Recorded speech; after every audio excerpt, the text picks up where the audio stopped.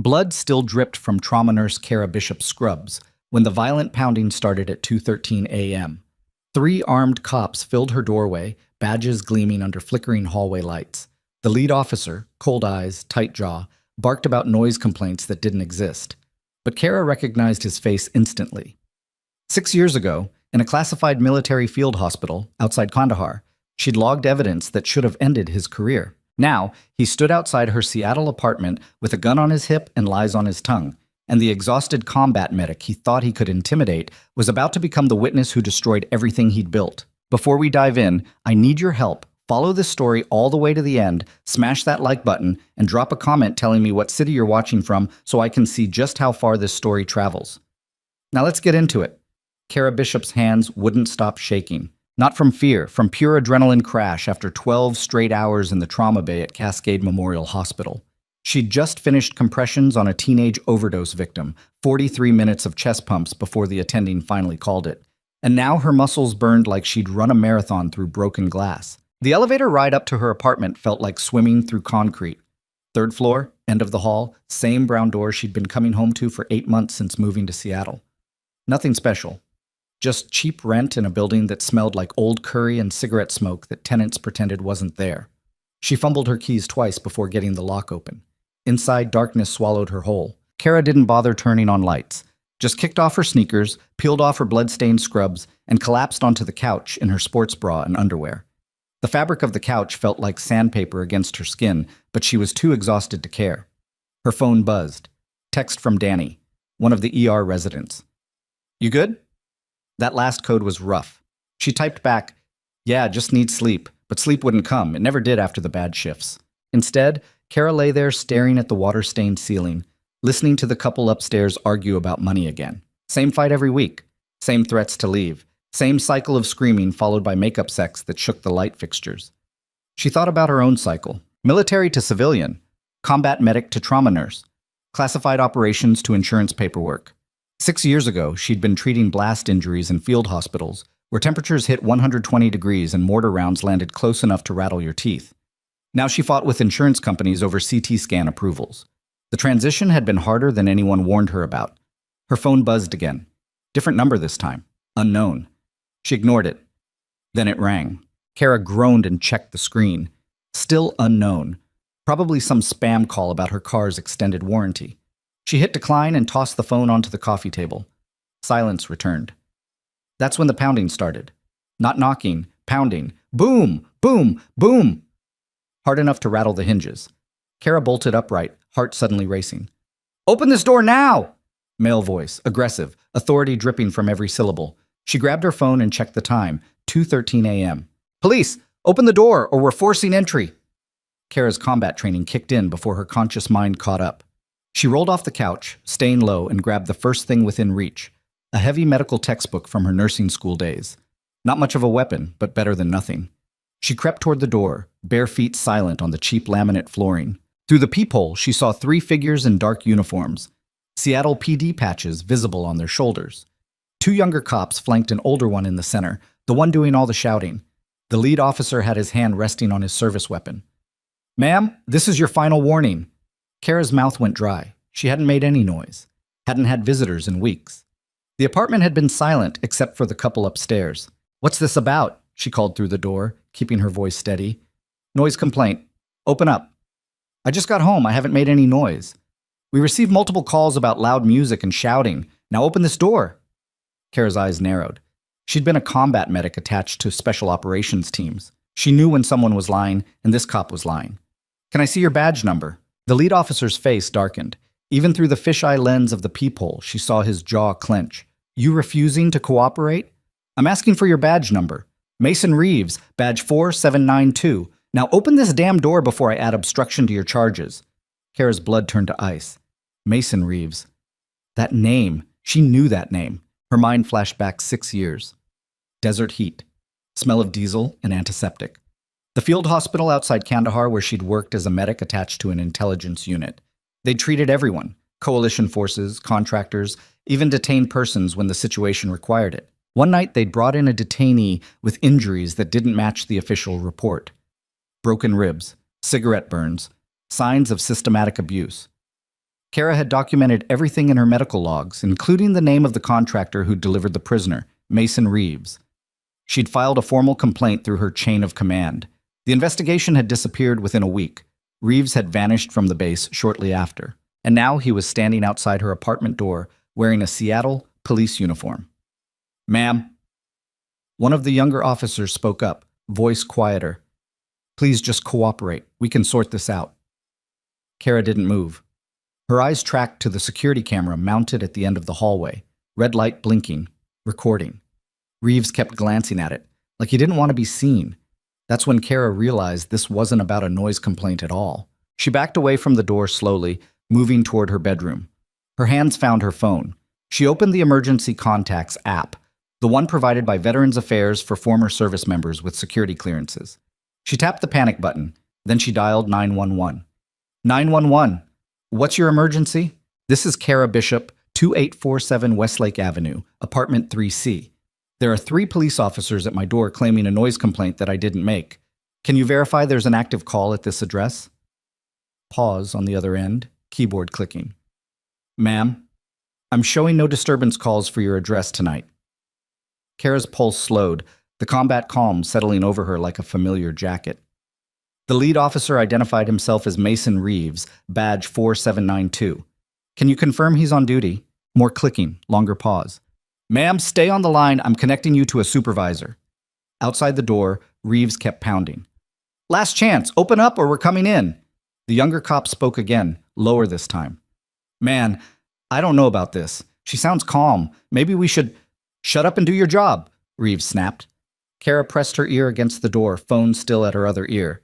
The 911 supervisor came on the line. Female voice, clipped and professional. "Ms. Bishop, this is Sergeant Ramirez. I need you to stay exactly where you are.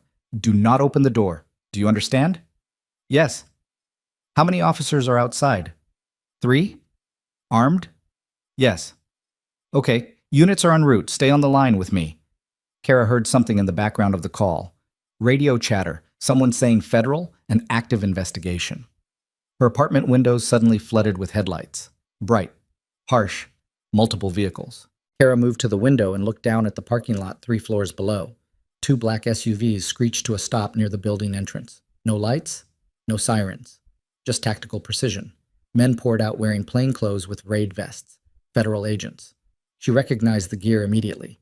Outside her door, the pounding stopped. "What the hell?" one of the younger cops muttered. Footsteps, heavy boots on stairs, coming fast. Kara stayed at the window, watching the tactical team disappear into the building below. Then voices in the hallway, loud, authoritative. "Federal task force, hands where we can see them." "What? We're Seattle PD. What's going on? Step away from that door, now!" Kara moved back to the peephole. Through the distorted lens, she watched Reeves take a step backward, hands raising slowly. His face had gone pale. One of the federal agents, tall, black guy with graying temples, stepped directly up to her door and spoke clearly. "Ms. Bishop, Special Agent Marcus Webb, Defense Criminal Investigative Service. Do not open this door. Officer Reeves is under active federal investigation. You are not in any danger." Kara's hand trembled as she held the phone. "Ma'am?" The 911 supervisor was still on the line. "Federal agents are on scene. You're safe now." "What's happening?" "I can't provide details, but you're no longer in danger. Stay inside until Agent Webb gives you the all clear." Kara watched through the peephole as more agents flooded the hallway. Reeves tried to walk toward the stairwell. 2 agents grabbed him immediately, spinning him against the wall. "Hands behind your back." "I'm a police officer. This is assault. You're under arrest. You have the right to remain silent." The younger cop stood frozen, hands raised, looking completely lost. One of them stammered, We were just responding to a call. Dispatch sent us—" "Dispatch didn't send anyone," Agent Webb cut him off. "Check your logs." The younger cop pulled out his radio, face confused. Agent Webb turned back to Kara's door. "Ms. Bishop, I know you remember Afghanistan. I know you remember filing that complaint. We need to talk." Kara's legs nearly gave out. They'd found him. After 6 years, someone had finally found him. Reeves shouted from the hallway, voice cracking. "She's setting me up. She's been planning this." "You disabled your body camera before arriving at this building," Agent Webb said flatly.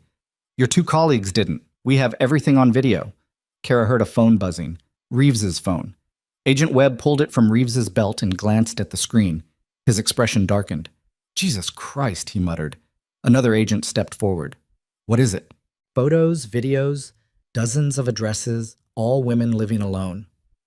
The hallway went dead silent. One of the younger cops looked like he might throw up. How long? He whispered.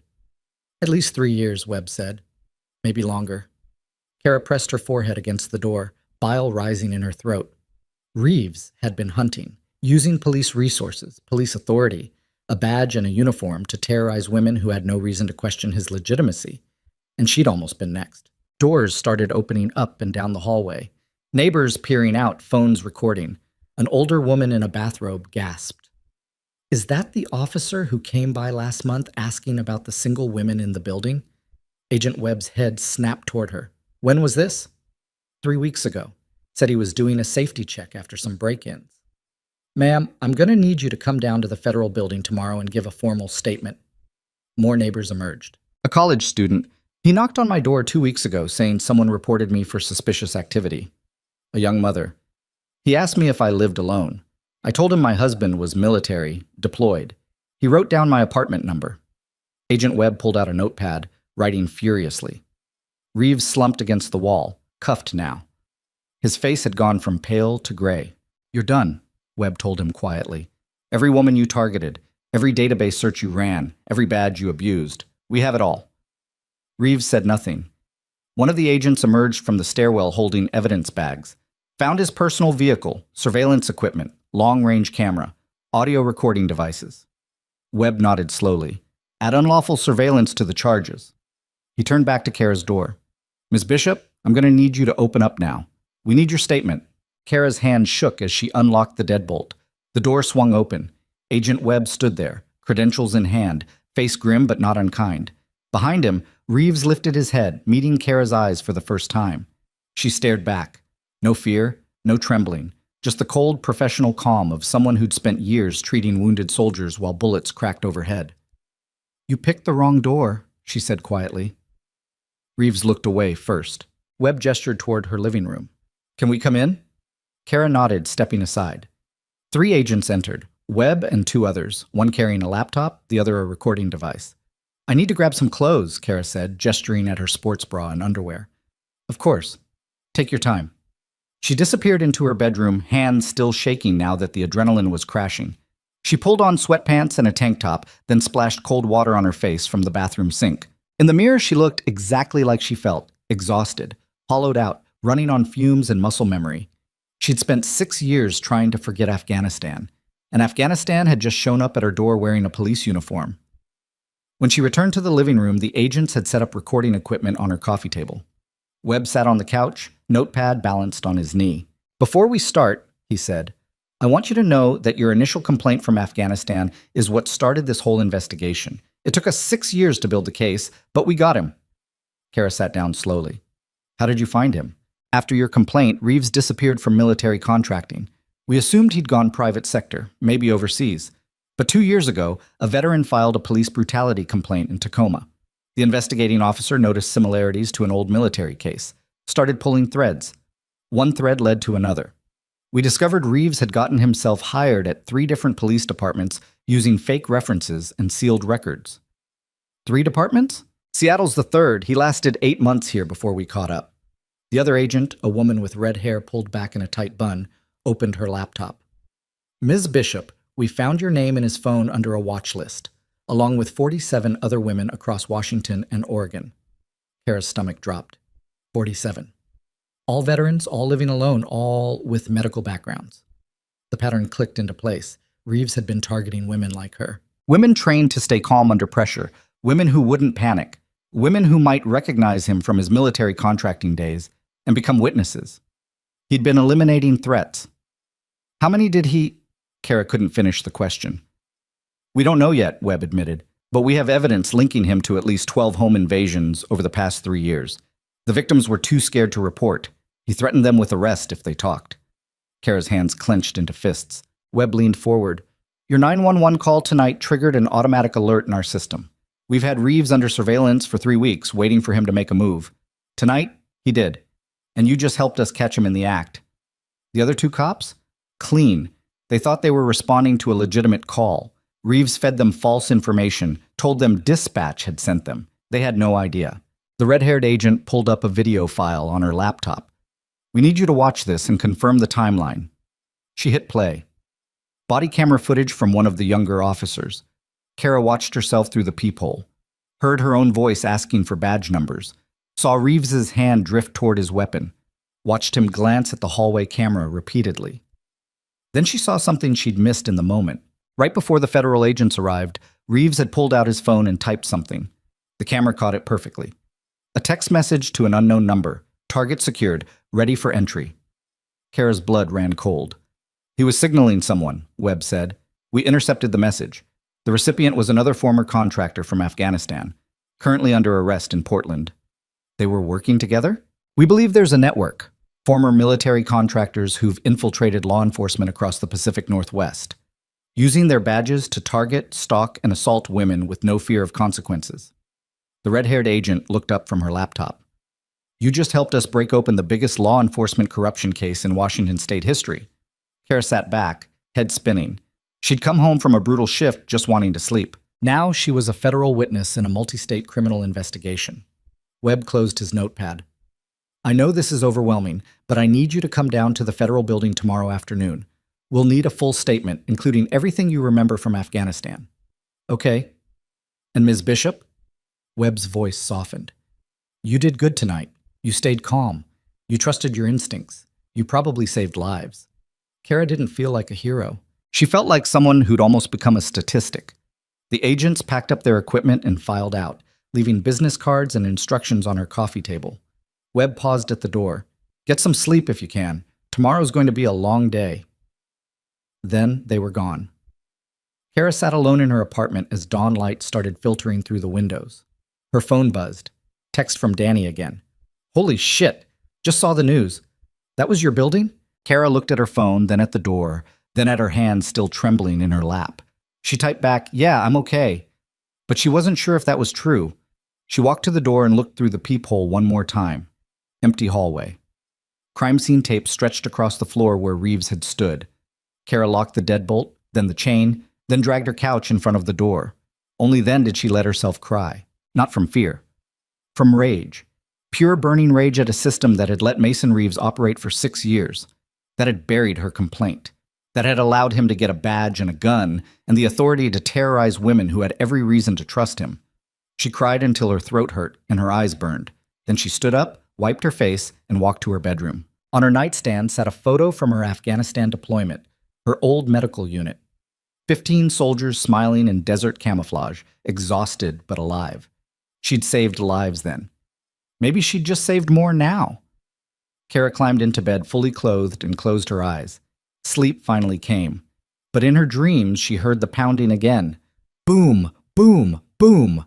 And this time, she knew exactly who was on the other side. When Kara woke 6 hours later, sunlight stabbed through her bedroom blinds like accusation. Her phone showed 43 missed calls and 100+ text messages. The first one that caught her attention came from an unknown number at 9:47 a.m. "This is Captain Linda Voss, Seattle PD Internal Affairs. We need to speak immediately." Kara sat up too fast. Her head spun.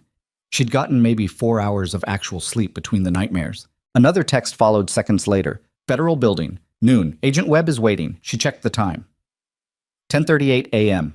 Her shift at Cascade Memorial started at 7 p.m.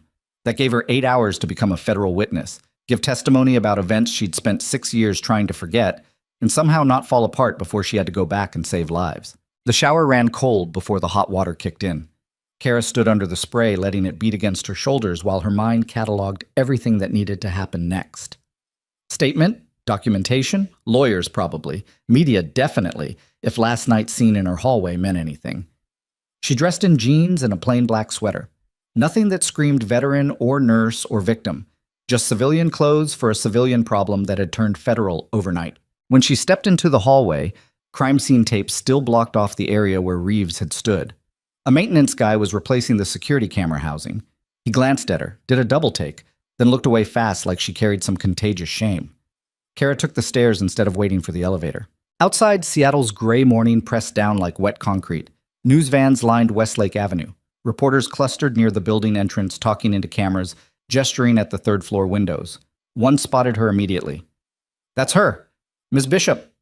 3 reporters rushed forward, microphones extended like weapons. How does it feel knowing you stopped a predator? Did you suspect Officer Reeves was corrupt? Were you scared he'd break down your door? Kara kept walking, head down, hands jammed in her pockets. A female reporter blocked her path. Our viewers want to know, why didn't you just open the door? Kara stopped, looked up, met the woman's eyes directly. Because I'm not stupid. She stepped around the reporter and kept moving. Behind her, cameras clicked like insects. The federal building downtown looked exactly like every government structure Kara had ever entered. Concrete, glass, American flags, security checkpoints designed to make you feel both protected and suspected simultaneously. Agent Webb met her in the lobby. He looked tired. Probably hadn't slept either. Thanks for coming, he said, scanning his badge at the security turnstile. We've got a lot to cover. They rode the elevator to the 7th floor in silence. Webb kept checking his phone, frowning at whatever messages appeared. Problem? Kara asked. Just coordinating with Portland and Tacoma. This thing's bigger than we thought. The conference room looked sterile. Long table, uncomfortable chairs, whiteboard covered in photos and timelines. Kara recognized Reeves's face in the center, red lines connecting him to at least a dozen other faces she didn't know. Webb gestured to a seat. Coffee? Please. He poured 2 cups from a machine in the corner. The coffee tasted like burned dirt, but Kara drank it anyway. Captain Linda Voss entered next. Sharp features, iron gray hair, eyes that calculated every detail in 3 seconds flat. She wore civilian clothes instead of a uniform, probably to avoid making this feel like an interrogation. Ms. Bishop, Voss extended her hand. Internal Affairs. I'll be overseeing Seattle PD's cooperation with the federal investigation. They shook. Voss had the grip of someone who'd spent years proving she belonged in rooms full of men who didn't want her there. Before we start, Voss continued, sitting down across from Kara, I want you to understand that Seattle PD had no knowledge of Officer Reeves's activities. We're treating this as a complete failure of our vetting process. How'd he get hired? Kara asked. Voss's jaw tightened. Falsified references. Sealed military records that shouldn't have been sealed. Someone with access helped him bury his past. Someone inside law enforcement. Yes. Webb pulled out a laptop and opened a video file. We need you to watch something. It's going to be difficult. He hit play. Body camera footage again. But not from last night. Different apartment. Different city. A woman answered the door, mid-30s, black, wearing hospital scrubs. Officer Reeves stood in the hallway making the same noise, complaint, accusation. The woman looked confused. I just got home from work. I haven't... Step outside, ma'am. Can I see some ID first? Reeves's hand moved to his weapon. Step outside now. The woman complied, clearly scared. Then the footage cut to another apartment. Different woman. Same scenario. Same threats. Same hand drifting toward the gun. Webb paused the video. We've identified 9 victims across 3 cities, all women, all living alone, all with medical or military backgrounds. Reeves used the same pattern every time. Show up late at night, claim noise complaints, escalate to force entry. What happened to them? Kara's voice came out flat. Voss answered. The ones who opened their doors were assaulted. He'd disable his body camera, force entry, and attack. Then threaten them with arrest if they reported it. Kara's coffee cup trembled in her hand. She set it down carefully. The ones who didn't open their doors? He'd file false reports claiming they assaulted him, get them arrested, destroy their credibility before they could talk. Why medical backgrounds? Webb leaned forward. We think he was targeting people trained to stay calm under pressure. People who might recognize him from Afghanistan. He was eliminating potential witnesses. By terrorizing them into silence. Yes. Kara stared at the frozen video frame. Reeves's face caught mid-snarl, hand on his weapon, every inch the predator wearing a badge. You said there's a network. Webb nodded. We believe at least 6 former military contractors have embedded themselves in law enforcement across Washington, Oregon, and Idaho. They're using police databases to identify targets, coordinate attacks, and cover each other's tracks. Voss pulled out a folder thick with documents. Your complaint from Afghanistan is the only official record that exists linking any of them to misconduct. Everything else got buried or destroyed. Until now, Webb added. Kara looked between them. What do you need from me? Everything you remember, Voss said. Dates, names, events, every detail about that night in Kandahar when you treated the detainee with the cigarette burns. The memory rushed back unbidden. Desert heat, generator noise, the smell of blood and antiseptic. A man strapped to a gurney with injuries that told a story of systematic torture. Kara had been 23 years old, fresh out of medic training, still believed the system would protect people who did the right thing. His name was Tariq, she said quietly. Local interpreter. He'd been detained on suspicion of feeding intelligence to insurgents. When they brought him in, he had 3 broken ribs, second-degree burns on his chest and arms, and a fractured jaw. Webb typed notes rapidly. The contractor who delivered him said Tariq had resisted arrest, but the injury patterns didn't match. Broken ribs from baton strikes, not tackles. Burns from cigarettes held deliberately, not accidental contact. The jaw fracture came from repeated blows to the face.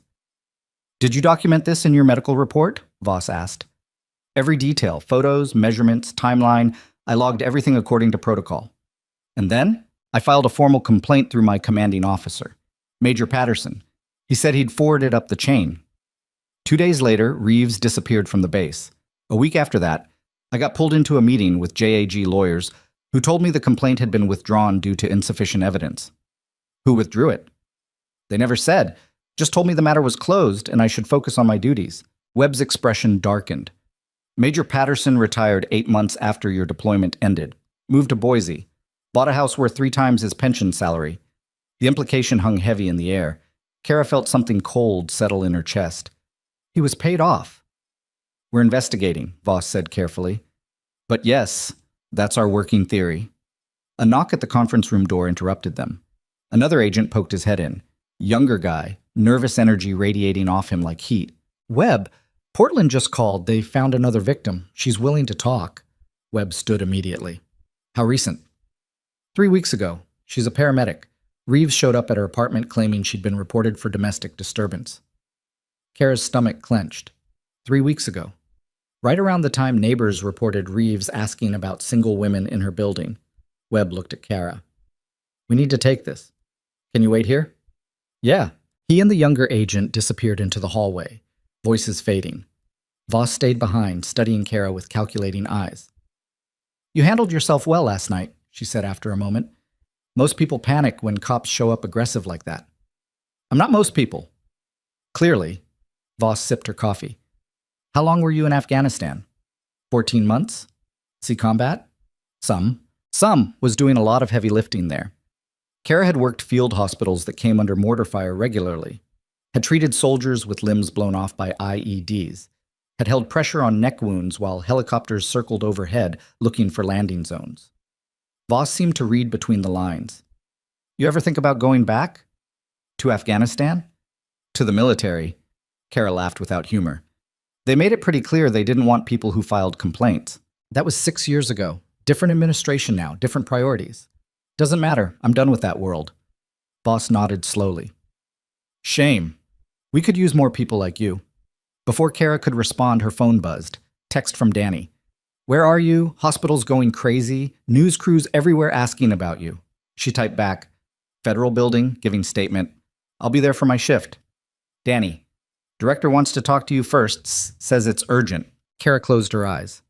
Of course the hospital director wanted to talk. Probably worried about liability.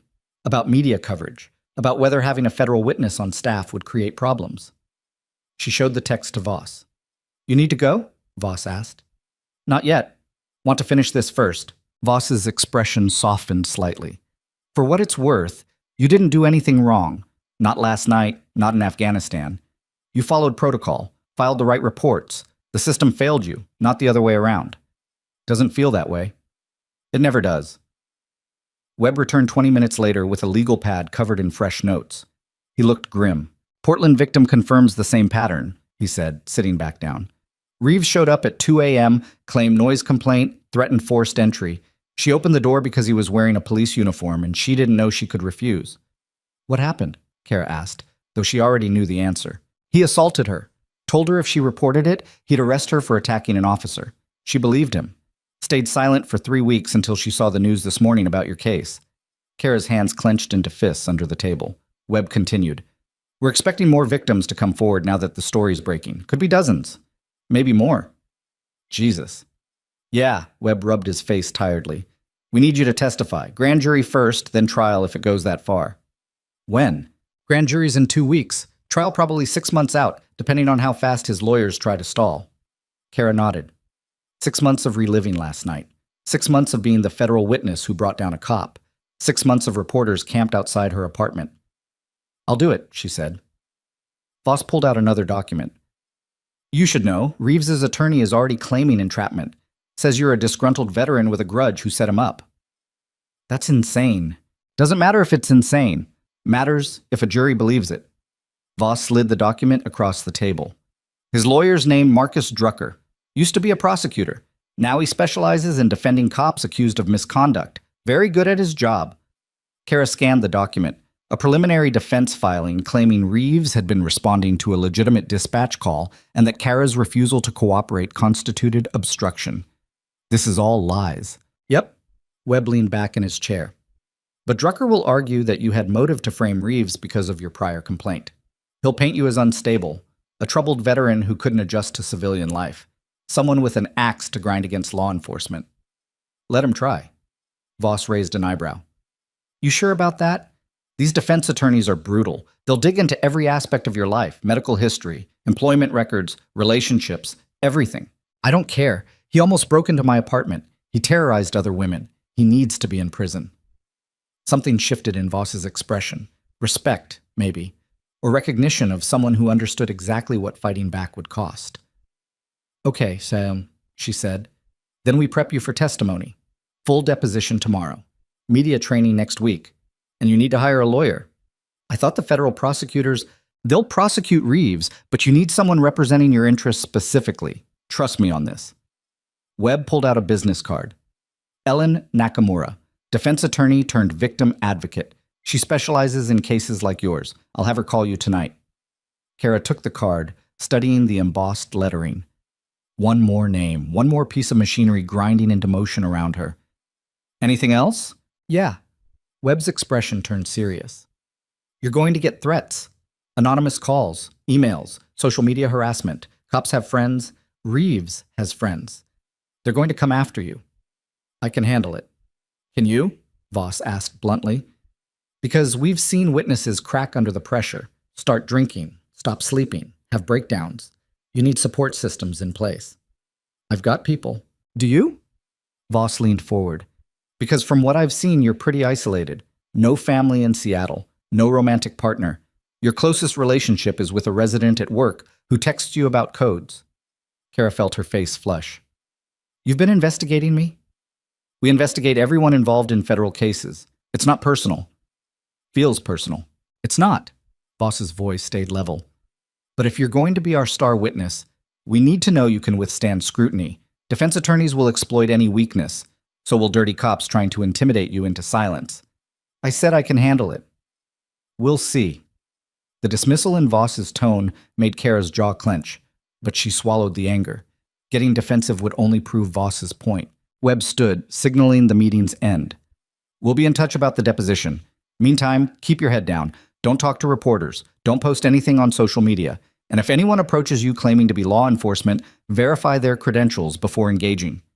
Got it. Voss walked Kara to the elevator, silent until the doors opened. One more thing, she said as Kara stepped inside. You did good last night.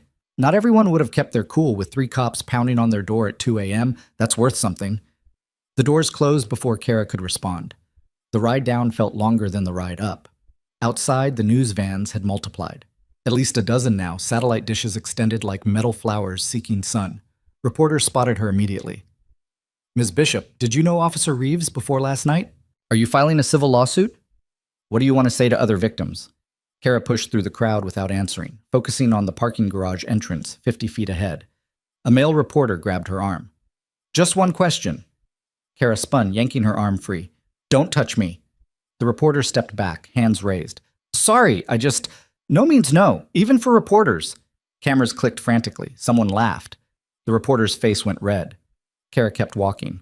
Her car, a beat-up Honda Civic with 200,000 miles and a check engine light that had been on for 6 months, sat in the garage's 3rd level. She climbed inside, locked the doors, and sat there breathing hard. Her phone rang. Unknown number. She declined the call. It rang again immediately. Different unknown number. Declined. 3rd time. Another unknown number. Kara turned the phone off completely and started the engine. The drive to Cascade Memorial took 20 minutes through downtown traffic. She parked in the employee lot, grabbed her hospital ID badge, and headed for the staff entrance. Inside, the hospital hummed with its usual controlled chaos. Nurses hustled between patient rooms. Doctors argued over charts.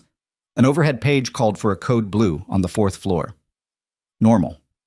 Everything felt aggressively normal, until Kara walked into the trauma bay and every conversation stopped. Nurses stared. Residents whispered. Even the attending physician, Dr. Patricia Hammond, who'd been working trauma for 20 years and generally gave zero fucks about anything except patient care, looked up from her tablet with poorly concealed curiosity. Danny appeared at Kara's elbow. Director's office. Now. She's been asking for you every 20 minutes. I'm not on shift for 6 hours. Doesn't matter, she wants to see you. Kara followed Danny through the corridors, feeling eyes track her movement. The hospital director's office occupied a corner on the administrative floor, windows overlooking downtown Seattle, furniture that cost more than Kara's annual salary, photos of the director shaking hands with politicians and celebrities. Director Sarah Brennan sat behind her desk, looking exactly like someone who'd climbed the healthcare administration ladder by stepping on anyone in her way.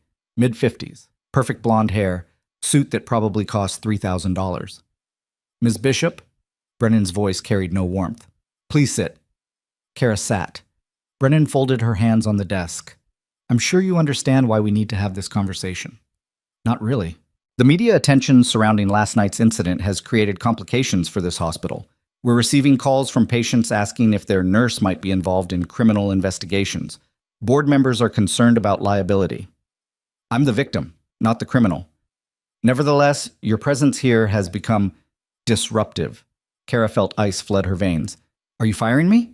I'm suggesting a voluntary leave of absence, paid, of course, until the media attention subsides and the criminal proceedings conclude. That could take months, or longer. Brennan's expression stayed neutral. We simply can't have reporters camping outside our emergency department. It compromises patient privacy and staff security. So I'm being punished for almost getting attacked by a corrupt cop. You're being given time to focus on your recovery and legal obligations without the added stress of full-time employment. The corporate speak made Kara want to scream. Instead, she leaned forward, meeting Brennan's eyes directly. If I take this leave, am I getting my job back? Brennan hesitated. Just for a second, but long enough to confirm what Kara already suspected. We'll evaluate the situation when appropriate. That's not an answer. It's the answer you're getting. Kara stood. I'm scheduled for tonight. I'll work my shift. After that, we can discuss leave options. Ms. Bishop, I said I'll work my shift. Unless you're officially terminating my employment right now, in which case I'll need that in writing. Brennan's jaw tightened. Fine. One shift. But after tonight, you're on administrative leave pending review, non-negotiable. Kara walked out before Brennan could say anything else. In the hallway, Danny waited with coffee and a sympathetic expression. That bad? He asked. Worse. Want to talk about it? Not even a little. They walked back toward the trauma bay in silence. Kara's shift didn't start for another 5 hours, but she couldn't go home. Couldn't face her apartment with its crime scene tape and reporters lurking outside. So she did what she always did when life spiraled beyond control. She found work. Supply closet needed restocking. Medication room needed inventory. Charts needed updating. Busy hands kept the mind from spinning too far into dark places. Around 5 p.m., the trauma bay got its first major case of the evening. Car accident, multiple casualties, EMTs calling ahead with patient conditions. Dr. Hammond started organizing teams. Bishop, you're on chest trauma. Danny, abdominal. Martinez, head injuries. Kara grabbed fresh gloves and moved into position. The doors burst open. EMTs wheeled in a stretcher carrying a woman in her 30s, chest crushed from steering wheel impact, breathing labored and wet-sounding. Flail chest, the lead EMT shouted. BP dropping, 80 over 50. Kara's training took over completely. She assessed breath sounds, diminished on the right side. Probable pneumothorax. Hammond was already calling for a chest tube. I need a 32 French, Kara said, prepping the insertion site. Hammond handed her the tube. On your mark. Kara made the incision, inserted the tube, felt the resistance give way as air rushed out. The patient's breathing eased slightly. Tube's in, Kara confirmed. Securing now. They worked for 90 minutes, stabilizing 3 patients. By the time the last one went up to surgery, Kara's scrubs were covered in blood again, and her hands ached from maintaining pressure on wounds. She stepped outside the trauma bay to catch her breath. That's when she saw them. Two uniformed Seattle PD officers standing near the emergency department entrance, talking to the security guard. One of them glanced in her direction. Kara's heart rate spiked before her conscious mind caught up. They're not here for you, just regular patrol, checking on the accident victims. But her body didn't believe it. Her combat training screamed danger. Her hands trembled. Her breathing went shallow. Danny noticed immediately. Hey, you okay? Yeah, just need a minute. She walked quickly toward the staff locker room, pushing through the door and collapsing onto the bench inside.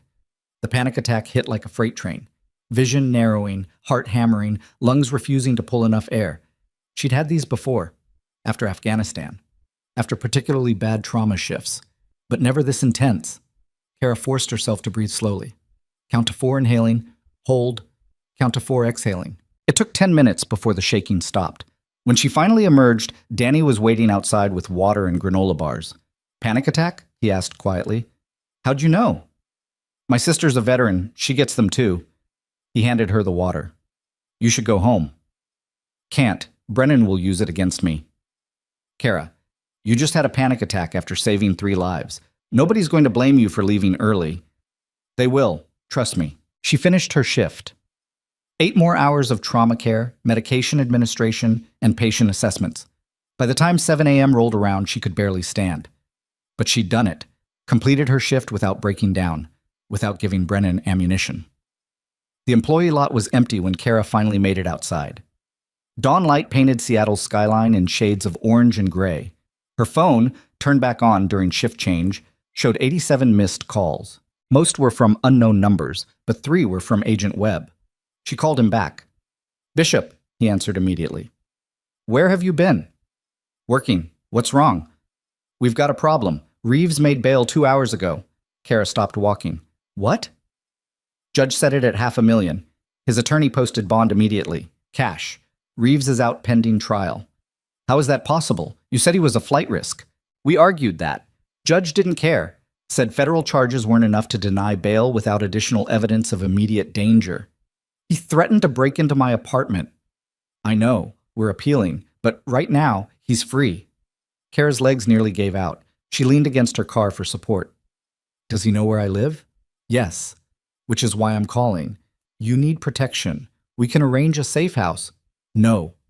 Bishop, listen to me. I'm not hiding. I didn't do anything wrong. This isn't about right or wrong. This is about keeping you alive long enough to testify. I'll be careful. Careful isn't enough. Webb's frustration bled through the phone. Reeves has resources, friends in law enforcement, people who owe him favors. If he decides you're too dangerous to let live, careful won't save you. Kara closed her eyes, exhaustion finally overwhelming adrenaline. What do you want me to do? Come back to the federal building. We'll set you up somewhere secure until the trial. I have a job, a life. You have a target on your back. Pick which one matters more. The line went dead. Kara stood in the parking lot watching the sunrise and trying to decide if she was brave or just too stubborn to admit when she was in over her head. Her phone buzzed again. Text from unknown number. You made a big mistake. Then another. People like you don't get to win. Then another. Watch your back. Kara deleted them all and climbed into her car. She drove home on autopilot, mind spinning through scenarios. Safe house meant abandoning everything, meant letting fear dictate her choices, meant proving everyone right who said she couldn't handle the pressure. But staying meant risk. Real, immediate, potentially fatal risk. When she pulled into her apartment building's lot, a black sedan sat parked across from her usual spot. Engine running, windows tinted. Kara's hands tightened on the steering wheel. The sedan's driver door opened. A man stepped out wearing civilian clothes, but his bearing screamed military. Straight posture, controlled movements, eyes that calculated threats automatically. He walked directly toward her car. Kara's hand moved to her phone, ready to dial 911. The man stopped 3 feet from her window and held up credentials. Defense Criminal Investigative Service, same agency as Agent Webb. Kara rolled down her window slightly. Can I help you? Agent Marcus Webb sent me. Name's Rodriguez. I'm your protective detail until this gets sorted out. I didn't ask for protective detail. You didn't have to. Federal witness in a high-profile corruption case gets protection whether they want it or not. Rodriguez's expression stayed neutral. I'll be parked outside your building 24/7. If anyone approaches you, I intervene. If you need to go somewhere, I follow. Non-negotiable. Kara wanted to argue. Wanted to tell him she could handle herself. But another text came through from an unknown number. Sleep tight. Rodriguez noticed her expression change. More threats? Yeah. Then I'm not going anywhere. You get used to me or you don't. Either way, I'm here. He walked back to his sedan and climbed inside. Kara sat there for a long moment, staring at her apartment building and wondering how her life had turned into this: federal protection, death threats, paid administrative leave, and a corrupt cop walking free on bail with nothing stopping him from finishing what he'd started. She finally dragged herself upstairs, Rodriguez's black sedan watching from below. Her apartment looked the same. Crime scene tape gone now, replaced by a notice from building management about recent security incidents. Kara locked the door, chained it, dragged the couch back in front of it. Then she stood at her window looking down at Rodriguez's sedan and realized something that made her blood run cold. If Reeves wanted her dead, a single federal agent in a parked car wouldn't be enough to stop him. And somewhere in Seattle, Reeves was making plans. Her phone rang. Unknown number again. This time she answered. Heavy breathing on the other end. Then a voice she recognized instantly. You really think they can protect you? Reeves asked. Kara's hand clenched around the phone. This call's being recorded. I know, don't care. Just wanted you to understand something. He paused. I've got friends, lots of friends, and eventually your protection's going to slip. Maybe today, maybe next week. But it will slip. You're going to prison. Maybe. But you're not going to live long enough to see it. The line went dead. Kara stood frozen, phone still pressed to her ear, while outside Rodriguez's sedan sat parked in morning light, completely unaware that the threat had just called from a phone that shouldn't exist and made a promise that sounded less like bluster and more like inevitable fact. Kara called Agent Webb before her hand stopped shaking. He just threatened me. Direct phone call. Said his protection would slip and I wouldn't live to testify. Webb's response came fast and clipped. What number?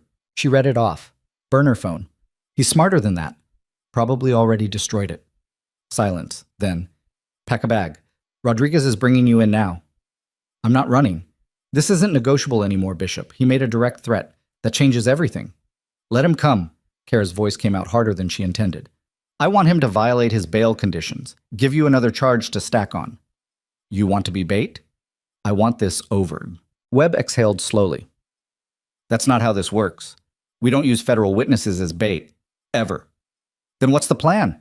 I hide for 6 months while he walks around free? While his lawyer drags this out? While more women stay silent because they think the system protects cops instead of victims? The system does protect cops. That's the whole problem we're trying to fix. Then let me help fix it. Another pause. Longer this time. You're serious, Webb said finally. Completely. This is a terrible idea. Probably, but it's my idea, my choice. Webb made a sound somewhere between a laugh and a groan. I need to talk to my supervisor. Don't do anything stupid until I call you back. The line went dead. Kara stood at her window watching Rodriguez's sedan below. The agent sat perfectly still, eyes scanning the parking lot with mechanical precision. Good at his job, trained, professional. Still wouldn't be enough if Reeves came with friends. Her phone buzzed. Text from the lawyer Webb had recommended. Ellen Nakamura. Got your contact from Agent Webb. We need to meet ASAP. Today, if possible. My office, 2 p.m. Kara typed back. I'll be there.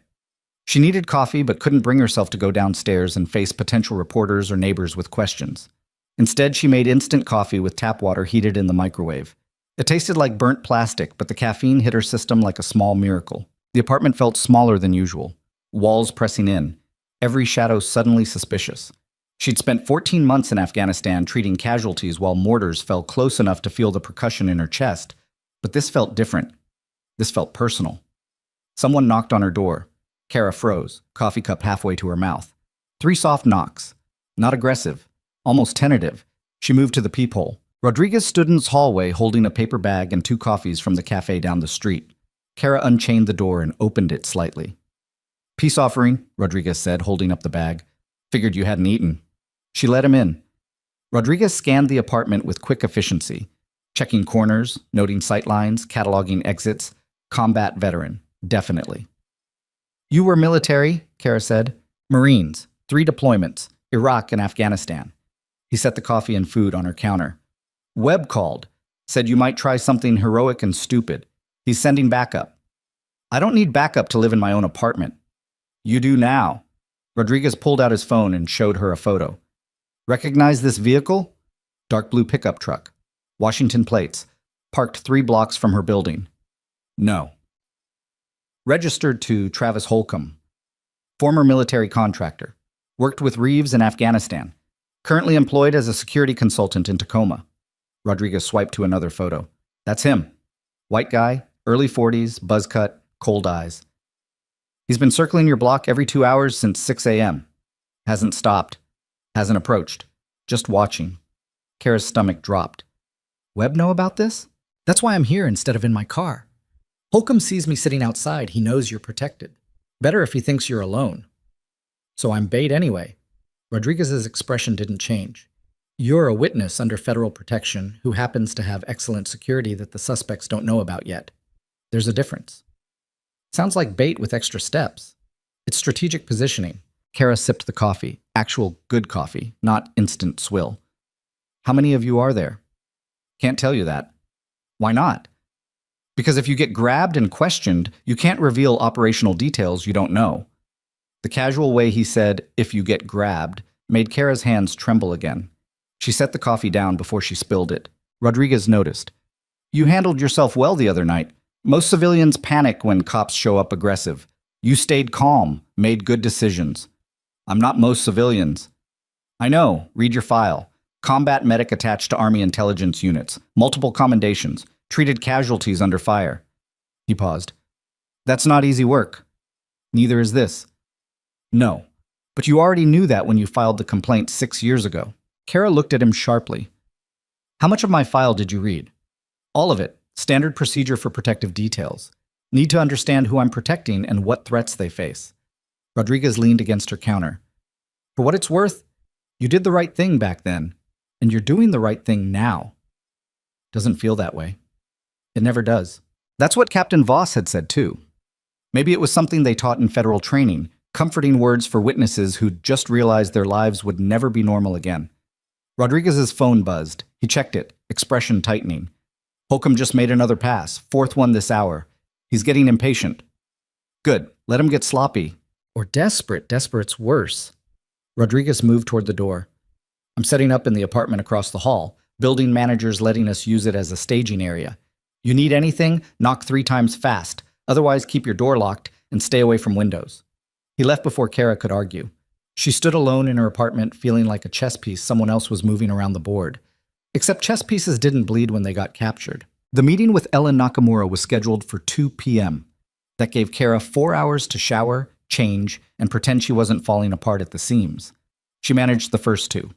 The third proved impossible. Nakamura's office occupied the 15th floor of a downtown high-rise, with views of Elliott Bay and enough glass to make Kara feel exposed even from this height. The reception area had expensive furniture, abstract art, and a receptionist who looked like she'd stepped out of a fashion magazine. Ms. Bishop? The receptionist smiled with professional warmth. Ellen's ready for you. Second door on the left. Ellen Nakamura turned out to be mid-40s, Japanese-American, wearing a charcoal suit that probably cost more than Kara's car. But her handshake was firm, and her eyes were sharp in a way that suggested she didn't suffer fools or corrupt cops. Thanks for coming on short notice, Ellen said, gesturing to a leather chair. Coffee? Water? Water's fine. Ellen poured from a glass pitcher, then sat across from Kara with a legal pad already covered in notes. Agent Webb brought me up to speed, federal witness in a major corruption case. Threats escalating, subject released on bail despite obvious flight risk and witness intimidation concerns. Ellen tapped her pen against the pad. We need to talk about what comes next. Webb said you specialize in victim advocacy. I specialize in making sure witnesses don't get destroyed by the system they're trying to help. Big difference. Ellen leaned forward. Here's what you need to understand. Reeves's attorney, Marcus Drucker, is going to come after you hard. He'll file motions to dismiss based on entrapment. He'll subpoena your medical records looking for mental health issues. He'll argue you're an unreliable witness with a vendetta. And the media will eat it up because cop versus veteran makes great television. I don't care what the media says. You should, because public opinion influences juries. Drucker knows that.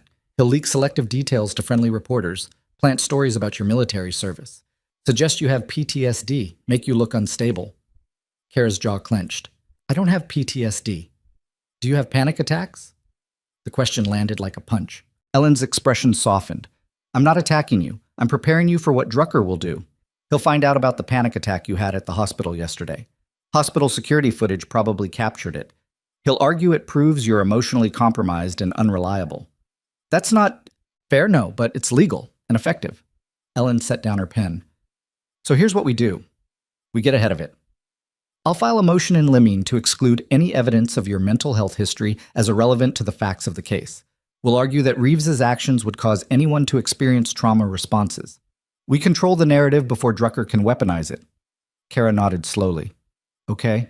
Second issue, the threats you're receiving. We document everything, every call, every text, every vehicle circling your block. It builds a pattern of witness intimidation that strengthens the prosecution's case and potentially violates Reeves's bail conditions. Rodriguez is handling security. Good. But you also need to prepare for the possibility that Reeves doesn't care about bail violations. Some people would rather run than face prison. If he decides to flee, he might try to eliminate you first. The blunt assessment made Kara's skin crawl. Ellen continued, which brings me to the third issue. You need to decide how visible you want to be. Stay silent and let the prosecutors handle everything, or go public and put pressure on the system to take this seriously. What do you recommend? Depends on your risk tolerance. Going public makes you a harder target in some ways. Too much attention for Reeves to quietly disappear you. But it also paints a bigger bullseye. Makes you the face of police corruption, which means every dirty cop in the region has a reason to want you gone. Kara thought about the women who'd stayed silent. The paramedic in Portland who'd waited 3 weeks to come forward. The victims who'd been terrorized into submission because they believed Reeves's badge made him untouchable. I want to go public, she said. Ellen studied her for a long moment. You sure? Once that bell's rung, you can't unring it. I'm sure. Then we do it strategically. No random media interviews. We pick one major outlet. Give them exclusive access. Tell your story on your terms. Make Reeves's attorney react to you instead of the other way around. When? Soon, before Drucker can establish his narrative. Ellen made a note. I'll reach out to a few journalists I trust. Set something up for next week. They spent another hour going over details. Deposition prep, grand jury timeline, trial strategy. By the time Kara left Nakamura's office, her head spun with legal terminology and strategic considerations. Rodriguez was waiting in the parking garage, leaning against his sedan with his phone out. How'd it go? He asked. Overwhelming. That's lawyers for you. Rodriguez opened the passenger door. Get in. We're not taking your car. Why not? Because Holcomb knows what you drive. He doesn't know my vehicle. Kara climbed in without arguing. They drove through downtown Seattle in silence. Rodriguez kept checking mirrors, taking random turns, doubling back on routes. Standard counter-surveillance protocol. Where are we going? Kara finally asked. Federal building. Webb wants to brief you on new developments. What developments? He'll tell you. That sounded ominous. The federal building's parking garage felt like descending into a concrete bunker. Rodriguez badged them through security and led Kara to the same 7th-floor conference room from yesterday. Webb was already there, along with Captain Voss and 2 other agents Kara didn't recognize. Thanks for coming, Webb said, gesturing to a seat. We've got a situation. He pulled up footage on the conference room screen, security camera from a convenience store. Timestamp showed last night, 11:47 p.m. Mason Reeves walked through the door wearing civilian clothes and a baseball cap. He went straight to the payphone in the back corner. Payphone, one of the unfamiliar agents said. Untraceable. Old school. The footage showed Reeves making a call that lasted 3 minutes. He kept glancing at the door, nervous, checking for surveillance. Then he left. Webb switched to different footage, parking lot camera from the same store. Reeves climbed into a sedan that wasn't his registered vehicle, passenger seat already occupied. Webb zoomed in on the passenger's face, Travis Holcomb. They met last night, Webb said. 40 minutes after Reeves posted bail, Holcomb drove 3 hours from Tacoma specifically for this meeting. Voss leaned forward. We've identified 4 other individuals with connections to both Reeves and Holcomb, all former military contractors, all currently employed in law enforcement or private security across Washington and Oregon. She pulled up photos on the screen, 4 faces Kara didn't recognize but would never forget now. Names appeared beneath each photo. Derek Paulson, Portland PD. Brad Kimmel, private security in Spokane. Jason Torres, corrections officer in Olympia. And Marcus Webb, no relation to our Agent Webb, former King County Sheriff's deputy, currently unemployed. That's 5 people, Kara said slowly, plus Reeves makes 6. 6 that we know about, Voss corrected. Could be more. We're still investigating. Webb switched back to the convenience store footage. Here's where it gets interesting. The video jumped ahead 30 minutes. A different vehicle pulled into the lot, dark SUV with tinted windows. 3 men got out, Paulson, Kimmel, and Torres. They went inside separately, met in the back near the payphone. Brief conversation, maybe 2 minutes. Then they left in different directions. Coordination meeting, Rodriguez said from behind Kara. They're planning something. Planning what? Kara asked, though she already knew the answer. Webb met her eyes directly. We think they're planning to kill you. The conference room went silent. Kara felt something cold and heavy settle in her stomach. Based on what evidence? Traffic cameras caught Paulson driving past your apartment building twice yesterday. Kimmel was spotted at Cascade Memorial Hospital asking about your work schedule. Torres has been running database searches on your vehicle registration and phone records. That's not a plan. That's surveillance. It's pre-operational intelligence gathering, one of the unfamiliar agents said. Standard tactical preparation before a hit. Voss pulled out another document. We also intercepted encrypted messages between burner phones registered to fake identities.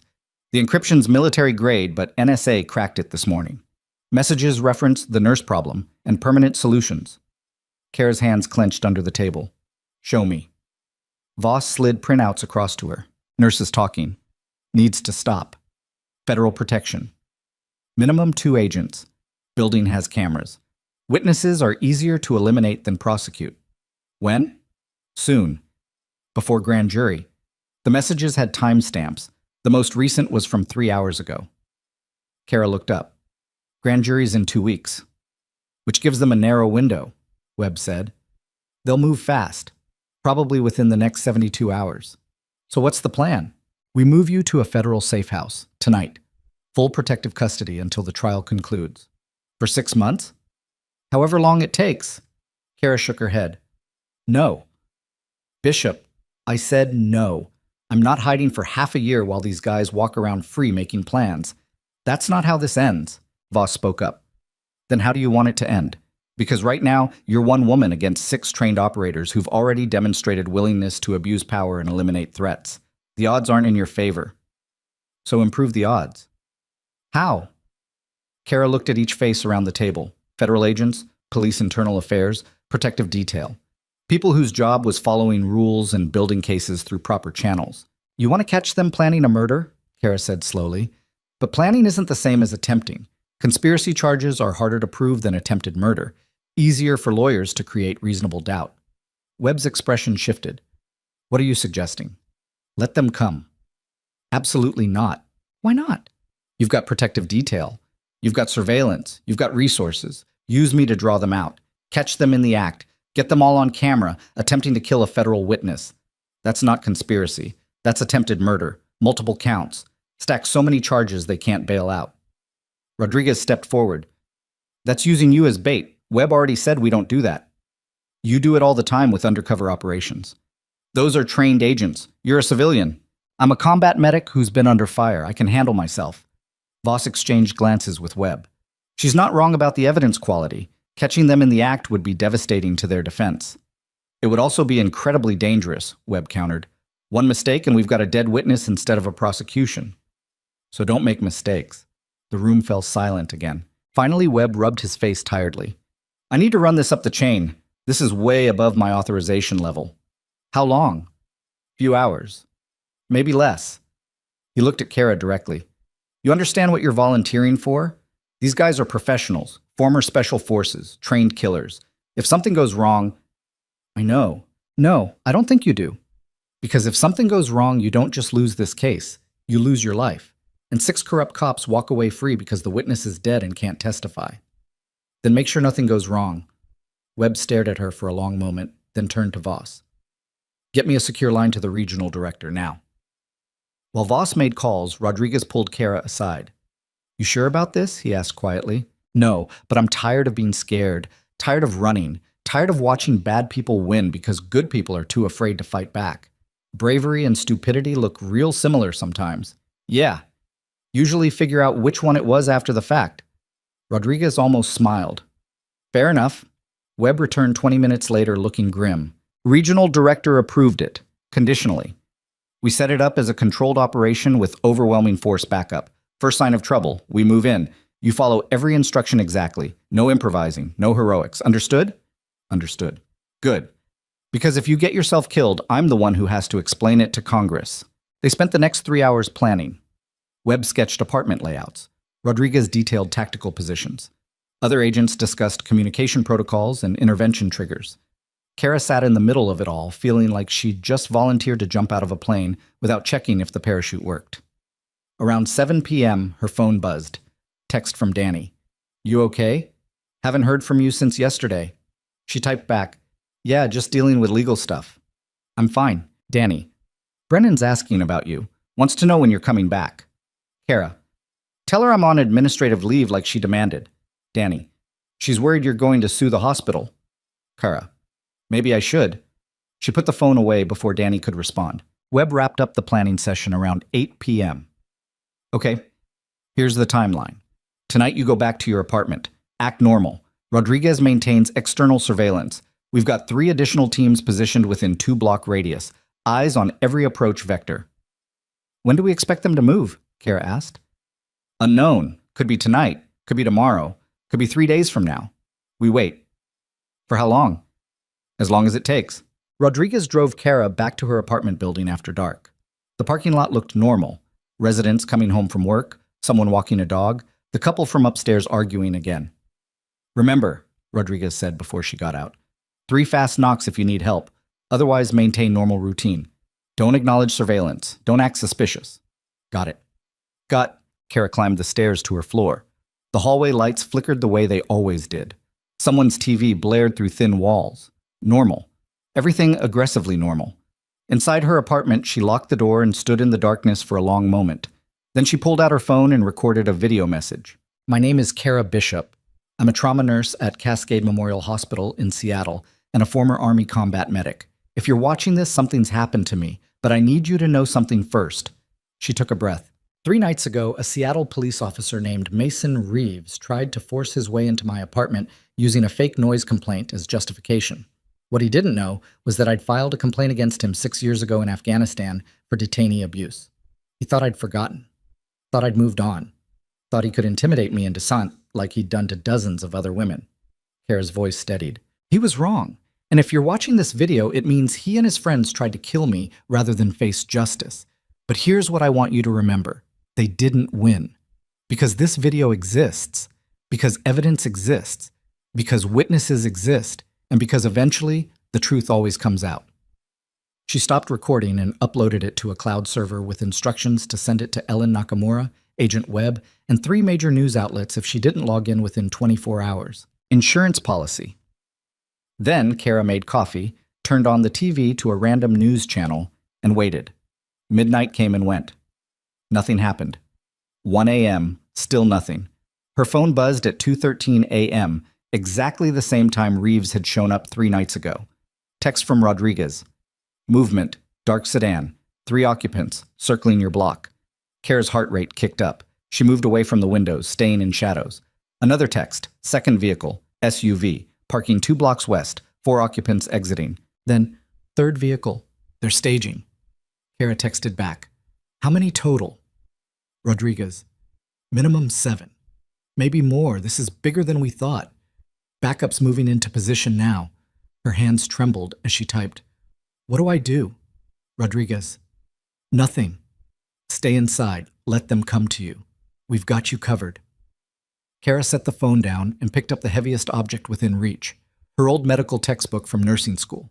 15 pounds of hardcover knowledge that made a decent improvised weapon. Not that it would matter against 7 armed men. Footsteps in the hallway.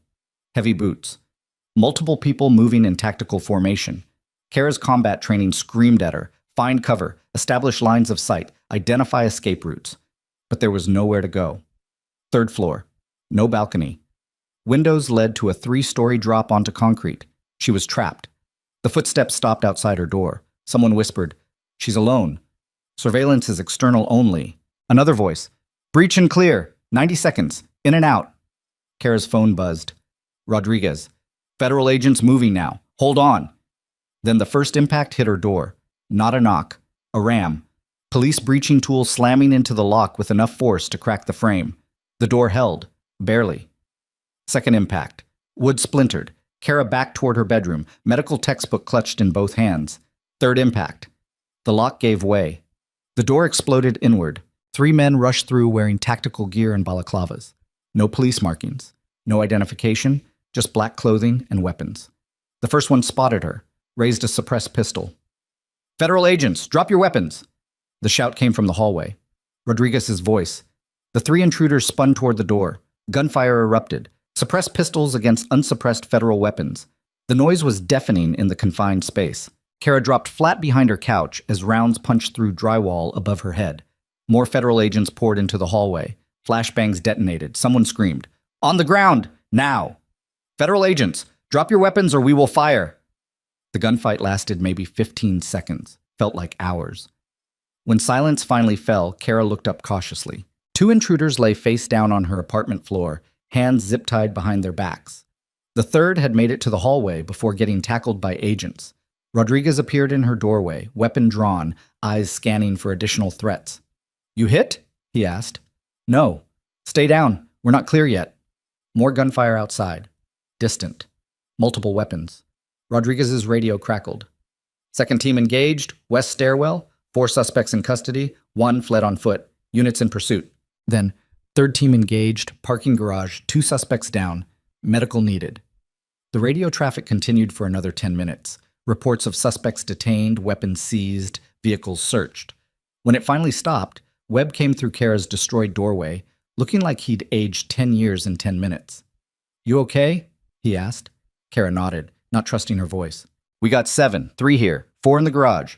2 more in custody at their staging area 3 blocks over." Webb holstered his weapon.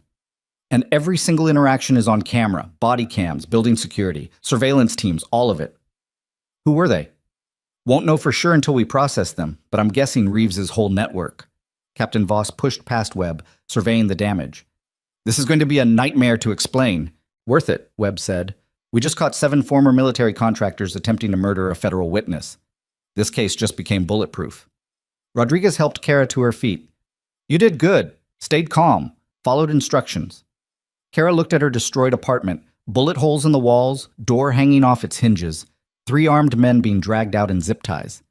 "Where's Reeves?" she asked. Webb and Voss exchanged glances. "We don't know," Webb admitted. "He wasn't among the suspects we detained." Kara's blood ran cold.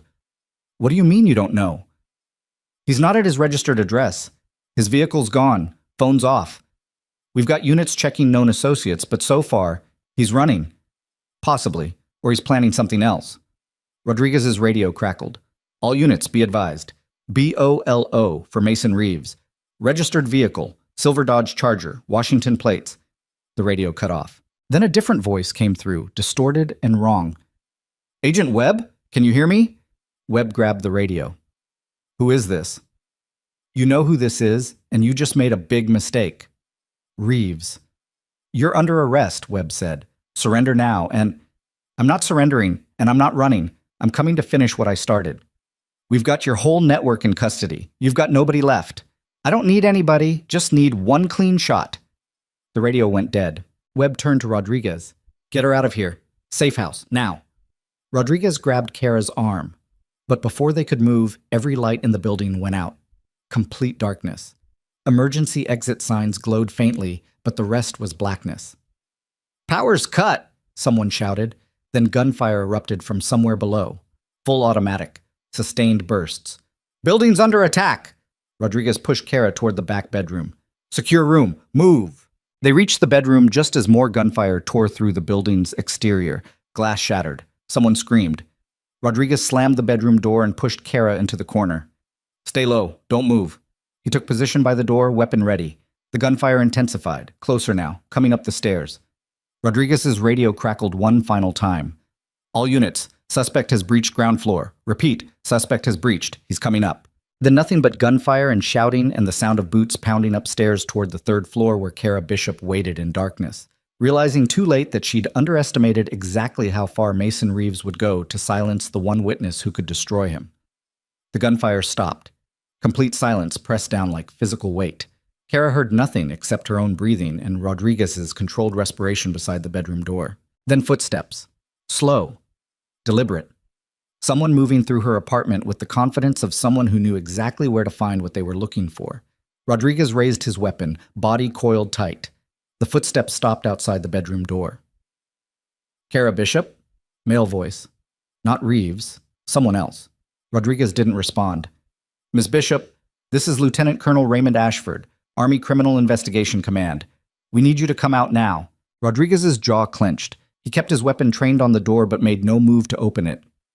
Agent Rodriguez, the voice continued, lower your weapon. This situation is now under military jurisdiction. Bullshit, Rodriguez said quietly. Federal building got attacked. That's FBI jurisdiction. Check your radio. Rodriguez pulled his radio with one hand, weapon still aimed at the door. He switched channels. Static. Then a new voice. All federal units stand down. Military police have secured the building. I repeat, stand down and await instructions. Rodriguez looked at Kara, confusion clear on his face. What the hell? The bedroom door opened slowly. A man in his 50s wearing army dress uniform stepped inside, hands visible and empty. Silver oak leaf insignia marked him as a lieutenant colonel. Behind him stood 4 MPs in full tactical gear. Agent Rodriguez, lower your weapon, Ashford repeated calmly. Nobody else needs to get hurt tonight. Rodriguez hesitated, then slowly lowered his pistol but didn't holster it. Ashford's eyes found Kara. Ms. Bishop, we need you to come with us. Now. Why? Kara's voice came out steadier than she felt. Because Mason Reeves didn't come here to kill you, he came here to die. And we need you alive to explain why. The words landed wrong. Nothing about them made sense. Rodriguez stepped between Ashford and Kara. Where's Agent Webb? Where's Captain Voss? Detained downstairs, they'll be released shortly once we finish securing the scene. Ashford's expression stayed neutral. Ms. Bishop, I'm asking nicely, but I can make it an order if necessary. I'm a civilian. You can't order me anywhere. You're a witness to classified military incidents that are now relevant to an ongoing investigation. That puts you under military authority. So yes, I can. Kara looked at Rodriguez. He gave the smallest shake of his head. Don't trust this. But they were surrounded by MPs with automatic weapons. And somewhere in the building, Mason Reeves was either captured, dead, or still hunting. Where are we going? Kara asked. Secure location. You'll be debriefed and then released. Debriefed about what? About what you saw in Afghanistan 6 years ago. About what Mason Reeves was really doing at that field hospital. About why 17 different agencies have been investigating this case without knowing they were all chasing the same network. Rodriguez spoke up. This is federal witness intimidation. You're interfering with... I'm preventing an international incident. Ashford cut him off. Now both of you, move. The MPs escorted them downstairs. Kara's apartment building looked like a war zone. Bullet holes riddled walls. Federal agents sat zip-tied against the hallway wall. Rodriguez's backup teams, all disarmed and detained. Captain Voss was among them, face red with fury. Agent Webb stood apart, talking urgently into his phone. He spotted Kara and pushed through the MPs. Don't say anything without a lawyer, he said quickly. Not one word. This is... An MP grabbed Webb's arm. Sir, step back. She's a federal witness under my protection.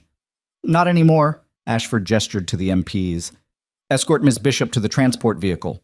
Agent Rodriguez, you're free to return to your duties. Rodriguez didn't move. I'm her protective detail. Where she goes, I go. That's not happening. Then neither is she. Ashford studied Rodriguez for a long moment, then nodded to the MPs. Fine. Bring them both. They walked Kara and Rodriguez outside to a military transport truck. Heavy armor, no windows, seats bolted to the walls like a combat deployment vehicle. 4 MPs climbed in with them. The doors slammed shut. Complete darkness except for a single red light overhead. The truck moved. Rodriguez leaned close to Kara and whispered, Stay quiet. Don't answer any questions. This whole thing smells wrong. The MPs didn't react, but Kara noticed they all wore earpieces. Listening to someone. Receiving instructions. The drive lasted 30 minutes. When the doors finally opened, Kara found herself at Joint Base Lewis McChord, massive military installation south of Seattle. Guard towers, fences, armed patrols. They were led into a nondescript building, down a hallway with no windows, into a conference room with a table, 4 chairs, and recording equipment. Ashford entered last, carrying a thick file folder. Agent Rodriguez, you'll wait outside. No, that wasn't a request. Two MPs grabbed Rodriguez's arms. He tensed like he might fight, then caught Kara's eye and relaxed slightly. I'll be right outside that door, he said as they pulled him out. Then it was just Kara and Ashford. He sat down across from her and opened the file. You filed a complaint in Afghanistan about detainee abuse, he said without preamble, specifically regarding an interpreter named Tariq who showed evidence of systematic torture. Do you remember that? Yes. Your complaint named Mason Reeves as the contractor who delivered the detainee, correct? Yes. And you documented injuries consistent with cigarette burns, broken ribs, and facial trauma. All in my medical report. Ashford pulled out photos from the file, not the ones Kara had taken, different photos. Same injuries, but different angles. These photos weren't in your medical file, Ashford said. They were taken by Army intelligence 2 days after your complaint was filed, before the investigation was shut down. Kara studied the photos. Tariq looked worse than she remembered, more bruising, fresh injuries. Someone kept hurting him after I reported it, she said slowly. Yes, because your complaint triggered a panic. See, Tariq wasn't just an interpreter, he was a deep-cover intelligence asset working for the CIA. And Mason Reeves wasn't just a contractor. He was part of a black ops unit conducting illegal interrogations outside official channels. Kara's stomach dropped. What? The torture you documented wasn't rogue behavior. It was sanctioned, by people who shouldn't have been sanctioning anything. Ashford pulled out more documents. 17 contractors, 6 CIA handlers, 3 Army intelligence officers, all running an off-books interrogation program that violated about 40 different laws and treaties. Why are you telling me this? Because you're the reason we finally caught them. Your complaint 6 years ago started an investigation that's been quietly building evidence ever since. We couldn't move openly because too many people inside the system were compromised. But when Reeves showed up at your door 3 nights ago, he made a mistake. He went operational on U.S. soil. That gave us jurisdiction we didn't have before. Kara tried to process. The federal investigation, Webb, Voss, they didn't know? They knew part of it, the law enforcement corruption, the targeting of women, but they didn't know about the Afghanistan connection.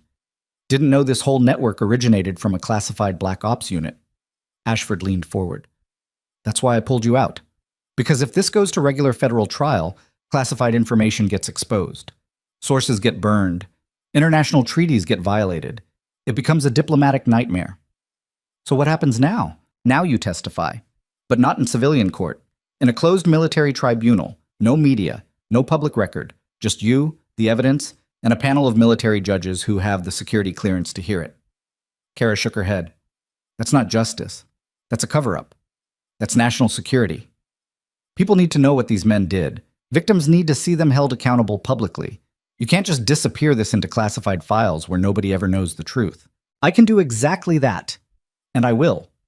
Ashford's voice hardened.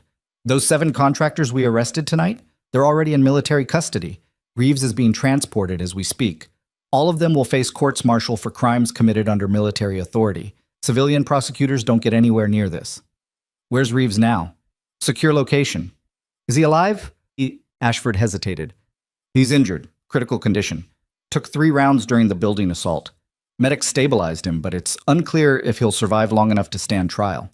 Something about the way he said it made Kara's skin crawl. Too convenient. Too neat. Did your MPs shoot him? She asked. Or did someone else? Ashford's expression went blank. What are you suggesting? I'm suggesting that a dead Reeves is a lot cleaner than a live one testifying about classified black ops programs. That's a serious accusation. It's a serious situation. They stared at each other across the table. The recording equipment hummed quietly in the corner. Finally, Ashford closed the file. You'll be transported to a secure facility for protective custody pending the tribunal. Your testimony will be taken under oath. After that, you'll be released under permanent gag order regarding anything classified you learned during these proceedings. And if I refuse? You'll be detained as a material witness with knowledge of classified military operations, indefinitely, without trial. You can't do that. I absolutely can. Patriot Act, National Defense Authorization Act, take your pick. Ashford stood. I'm not the bad guy here, Ms. Bishop. I'm trying to protect you and shut down a corruption network that's been operating for over a decade. Work with me, and this ends cleanly. Fight me, and it ends badly for everyone. He left before Kara could respond. She sat alone in the conference room for 20 minutes. Then Rodriguez was brought back in, looking furious. "They won't let us leave," he said immediately. "Webb's trying to get federal prosecutors involved, but apparently this whole thing just became classified above their clearance level. Ashford said it's a military tribunal, no public trial." "That's insane. That's national security." Kara repeated Ashford's words with bitter accuracy. The door opened again. This time, a woman entered, mid-40s, wearing civilian clothes but carrying herself with military bearing. She had captain's bars pinned to her collar. "Ms. Bishop, Captain Jennifer Ortiz, JAG Corps. I'll be representing you during the tribunal proceedings." Kara blinked. "I didn't ask for representation. You're entitled to it regardless, especially since you're testifying about classified matters." Ortiz sat down, pulling out a tablet. "I've reviewed your case file. Here's what you need to understand. This tribunal has the authority to classify your entire testimony. Everything you say becomes state secret. You won't be able to discuss it with anyone, ever. That's not right. It's legal. And more importantly, it's final. No appeals, no civilian oversight." Ortiz met Kara's eyes. "But there might be another option." Rodriguez leaned forward. "What option?" Ortiz glanced at the door, then lowered her voice. "The tribunal hasn't started yet. Right now, you're just a witness in protective custody. If you were to escape custody before formal proceedings begin, you'd revert to civilian status. Federal prosecutors could take over, public trial, media coverage. Everything Ashford's trying to avoid." "You're suggesting I run?" "I'm suggesting that if you happen to walk out of here with Agent Rodriguez, and if military police happen to be too slow to stop you, and if federal agents happen to be waiting outside to claim jurisdiction the moment you left military property," Ortiz shrugged. "Well, that would be unfortunate for Colonel Ashford's plans." Kara stared at her. "Why would you help me?" "Because I joined JAG to defend the law, not to help cover up crimes. What happened in Afghanistan was illegal. What Reeves did to you and other women was criminal. And burying it behind classification stamps is exactly the kind of institutional corruption that makes people lose faith in the system." Ortiz stood. "There's a side exit down the hall, third door on the left. It leads to a parking area. Agent Webb's waiting there with a vehicle. You've got maybe 5 minutes before someone notices I left this door unlocked. Ors Bakin Pius." She walked out, leaving the door open behind her. Rodriguez looked at Kara. "Your call." Kara thought about 6 years of silence, about women who'd been terrorized into submission, about a system that valued secrecy over justice. "Let's go." They moved fast. Out the conference room, down the hallway, third door on the left, just like Ortiz said. Outside into cold night air. Agent Webb stood beside a black sedan, engine running. "Get in," he shouted. Kara and Rodriguez sprinted across the parking lot. Behind them, shouts erupted, MPS pouring out of the building. "Federal witness," Webb shouted, holding up his credentials. "She's under my jurisdiction." "Stand down," an MP officer yelled back. "That witness is part of classified proceedings." "Not anymore." Webb opened the car doors. "Bishop, Rodriguez, inside." They dove into the back seat. Webb hit the gas before their doors closed. The MPs didn't shoot. Too much potential for diplomatic incident if they killed federal agents. But 2 military vehicles pulled out to follow. Webb's sedan screamed through the base toward the main gate. Guard towers, checkpoints, armed soldiers. "They're going to close the gate," Rodriguez shouted. "No, they're not." Webb grabbed his phone, called a number. "Sir, it's Webb. I'm extracting a federal witness from military custody. I need that gate to stay open for exactly 30 seconds. Pause. Yes, sir. Federal jurisdiction supersedes. Thank you." He dropped the phone and accelerated. The main gate loomed ahead. Guards stood ready to lower the barriers. Then, at the last second, they stepped aside. Webb's sedan blasted through. The military vehicles behind them screeched to a stop at the gate as barriers dropped into place. They were out. Webb drove for 20 minutes, taking random turns, checking mirrors, making sure they weren't followed. Finally, he pulled into a parking garage downtown and killed the engine. "What the hell just happened?" he asked, turning to face Kara. She told him everything. Ashford's briefing, the classified Black Ops unit, the military tribunal plan, Captain Ortiz helping them escape. Webb listened in stunned silence. "This is bigger than we thought," he said finally. "Way bigger." Rodriguez nodded. "What's the play now?" "Now?" Webb pulled out his phone. "Now we go nuclear. Ellen Nakamura already has a press conference scheduled for tomorrow morning. We move it up. Tonight. Get Kara in front of cameras before the military can file classification orders. Once her story's public, they can't bury it. Ashford said I'd be detained if I talked. He can try, but detaining you after you've testified publicly creates a much bigger problem than he wants. Webb started the car again. Come on, we've got work to do. Ellen Nakamura's office building was empty at 11 p.m. except for security. But within 30 minutes, she had reporters from 4 major outlets assembled in the conference room. Kara sat at a table, exhausted and terrified, while cameras set up and journalists sharpened their questions. Ellen stood beside her. You don't have to do this. You can still walk away. No, I can't. Fair enough. Ellen squeezed her shoulder. Then let's make it count. The press conference started at midnight. Kara spoke for 40 minutes, told the entire story, the complaint in Afghanistan, Reeves showing up at her door, the assault attempt, the military trying to classify everything. She named names, showed documents, played recordings. By the time she finished, reporters were typing frantically, and camera operators were calling their newsrooms. One journalist raised her hand. Ms. Bishop, aren't you concerned about retaliation? I've been concerned about retaliation for 6 years. Didn't stop them from finding me. Another reporter. What do you want to happen now? Kara looked directly into the camera. I want every woman who was targeted by these men to know they're not alone. I want the system that protected corrupt cops for a decade to face consequences. And I want Mason Reeves and everyone who helped him to spend the rest of their lives in prison where they belong. The press conference ended 20 minutes later. By 1 a.m., the story was breaking on every major news network. By 2 a.m., the Pentagon had issued a statement promising full investigation. By 3 a.m., 3 members of Congress were calling for hearings. By dawn, the world knew everything. Ellen drove Kara to a hotel. Not a safe house, but a regular civilian hotel under her own name. No more hiding. Get some sleep, Ellen said. Tomorrow's going to be chaos. Kara nodded, too exhausted to argue. She slept for 14 hours straight. No nightmares. No panic attacks. Just deep, dreamless sleep. When she finally woke, her phone showed 200 missed calls and 500 texts. Most were from reporters, but several were from names she recognized, women she'd never met but who'd been on Reeves's target list. Thank you for speaking up. I was too scared. Jennifer. You gave me courage to file my own complaint. Alicia. You're a hero. Sarah. Kara sat on the hotel bed reading messages from survivors and trying not to cry. A knock at the door made her tense, but it was just Agent Webb with coffee and newspapers. You made front page everywhere, he said, handing her the Seattle Times. The headline read, Nurse's Testimony Exposes Decade of Military Corruption. Below it, Kara's face stared out from the photo taken at last night's press conference. Pentagon's panicking, Webb continued. Military tribunal's been canceled. Everything's going to civilian court now. Public trial, full media access, exactly what Ashford was trying to avoid. What about Reeves? Webb's expression darkened. He died early this morning. Hospitals said it was complications from his injuries. Kara felt something cold settle in her chest. You believe that? Does it matter? He's dead. His network's in custody. The case moves forward. It matters because dead men don't testify about who gave them orders.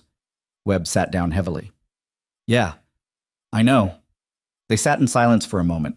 Then Webb's phone rang. He answered, listened, and his face went pale. Are you sure? He asked. Long pause. Jesus. Okay. Yeah, I'll tell her. He hung up and looked at Kara. What? She asked. Mason Reeves didn't die from his injuries. Medical examiner just found traces of potassium chloride in his system. Someone poisoned him. Kara's hands clenched. Someone in the hospital? Someone with access to his room, which means either military police guarding him or hospital staff, or, Webb trailed off, or someone else in the network who wanted him silenced. Yeah. Kara stood and walked to the window. Outside, Seattle woke to news of corruption and cover-ups.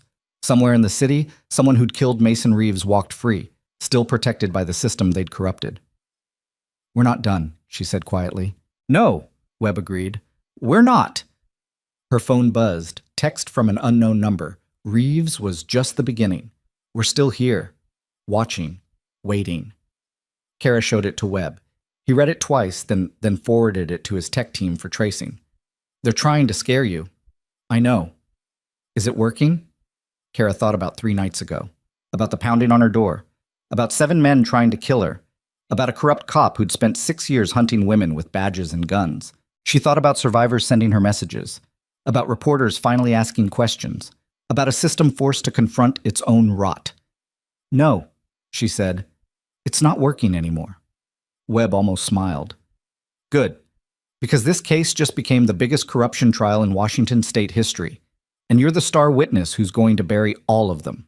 Outside the hotel window, morning sun broke through Seattle's gray clouds for the first time in days, and somewhere across the city, the people who thought they'd silenced Kara Bishop 6 years ago were starting to realize they'd made a mistake they'd never be able to fix. But in a basement office at Joint Base Lewis McChord, Lieutenant Colonel Raymond Ashford sat alone watching news coverage of Kara's press conference, and in his locked desk drawer sat a file marked classified that contained names of 17 people, 9 still active in military and law enforcement, 8 already detained.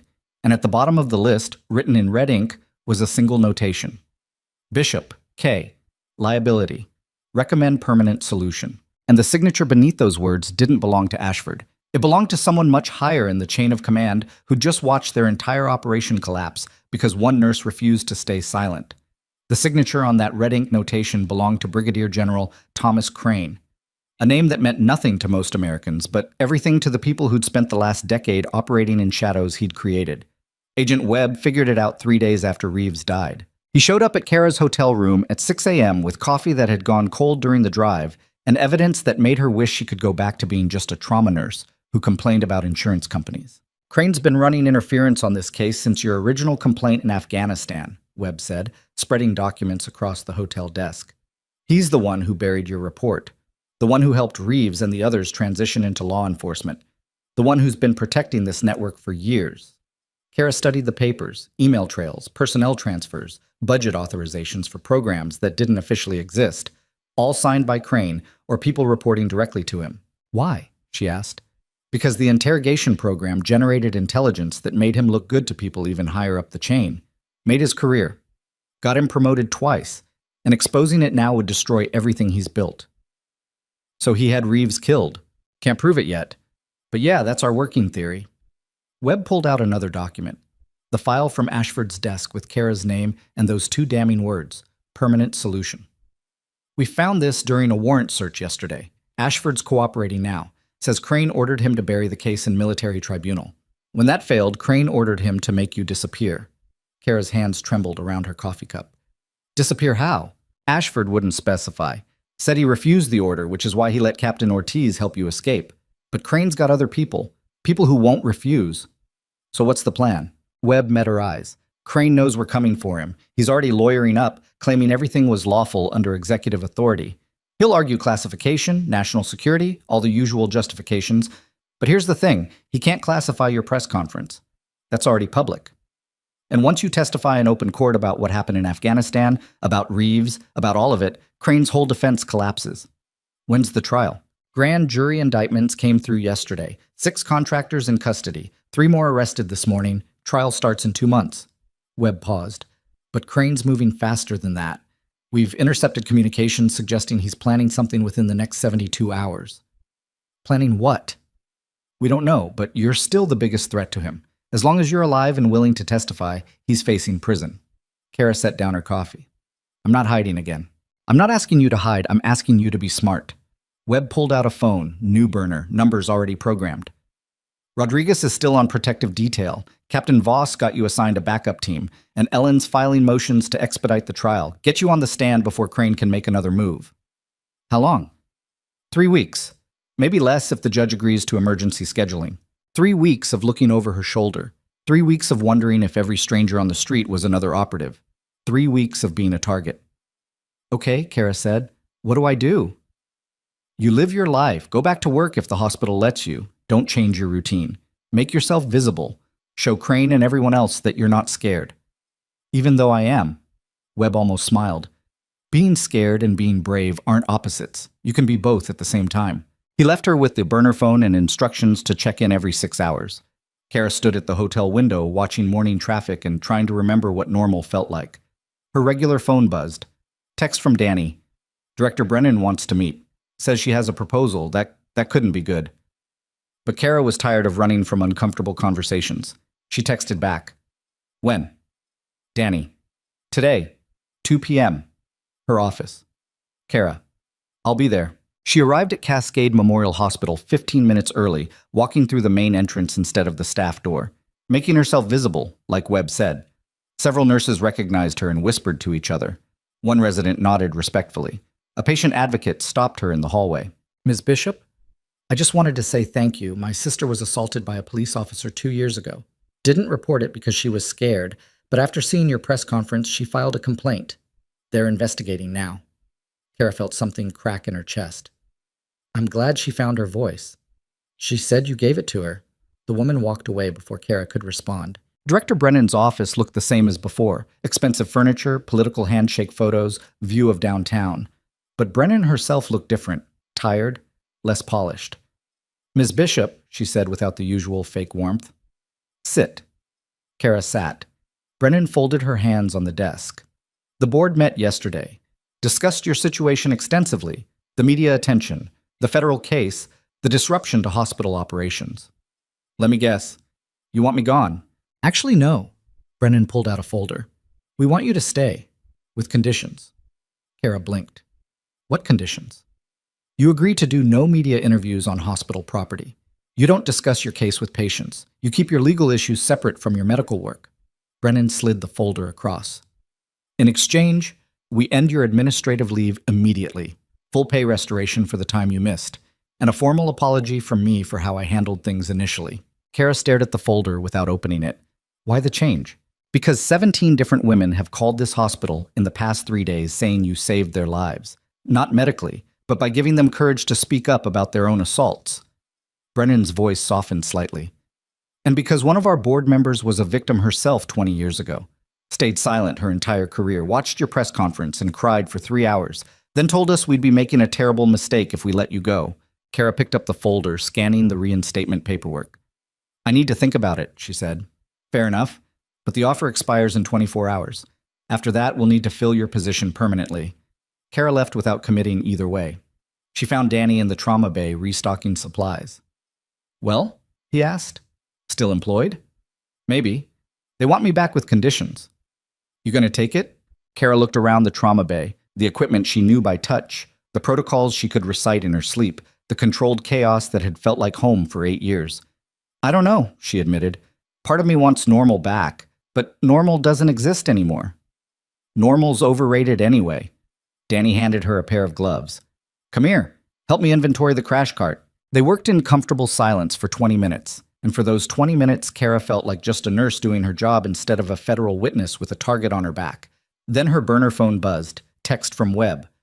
Crane just held a press conference, denying everything, calling you a disgruntled veteran with credibility issues. Lawyers already filing motions to suppress your testimony. Kara's jaw clenched. Another text. Media wants your response. Ellen says you should make a statement. Kara looked at Danny. I have to go. More legal stuff? Yeah. For what it's worth, Danny said as she headed for the door, everyone here knows you're telling the truth. Don't let some general with lawyers make you doubt that. Ellen Nakamura had assembled another press conference within 2 hours. Smaller venue this time, law office conference room instead of a hotel.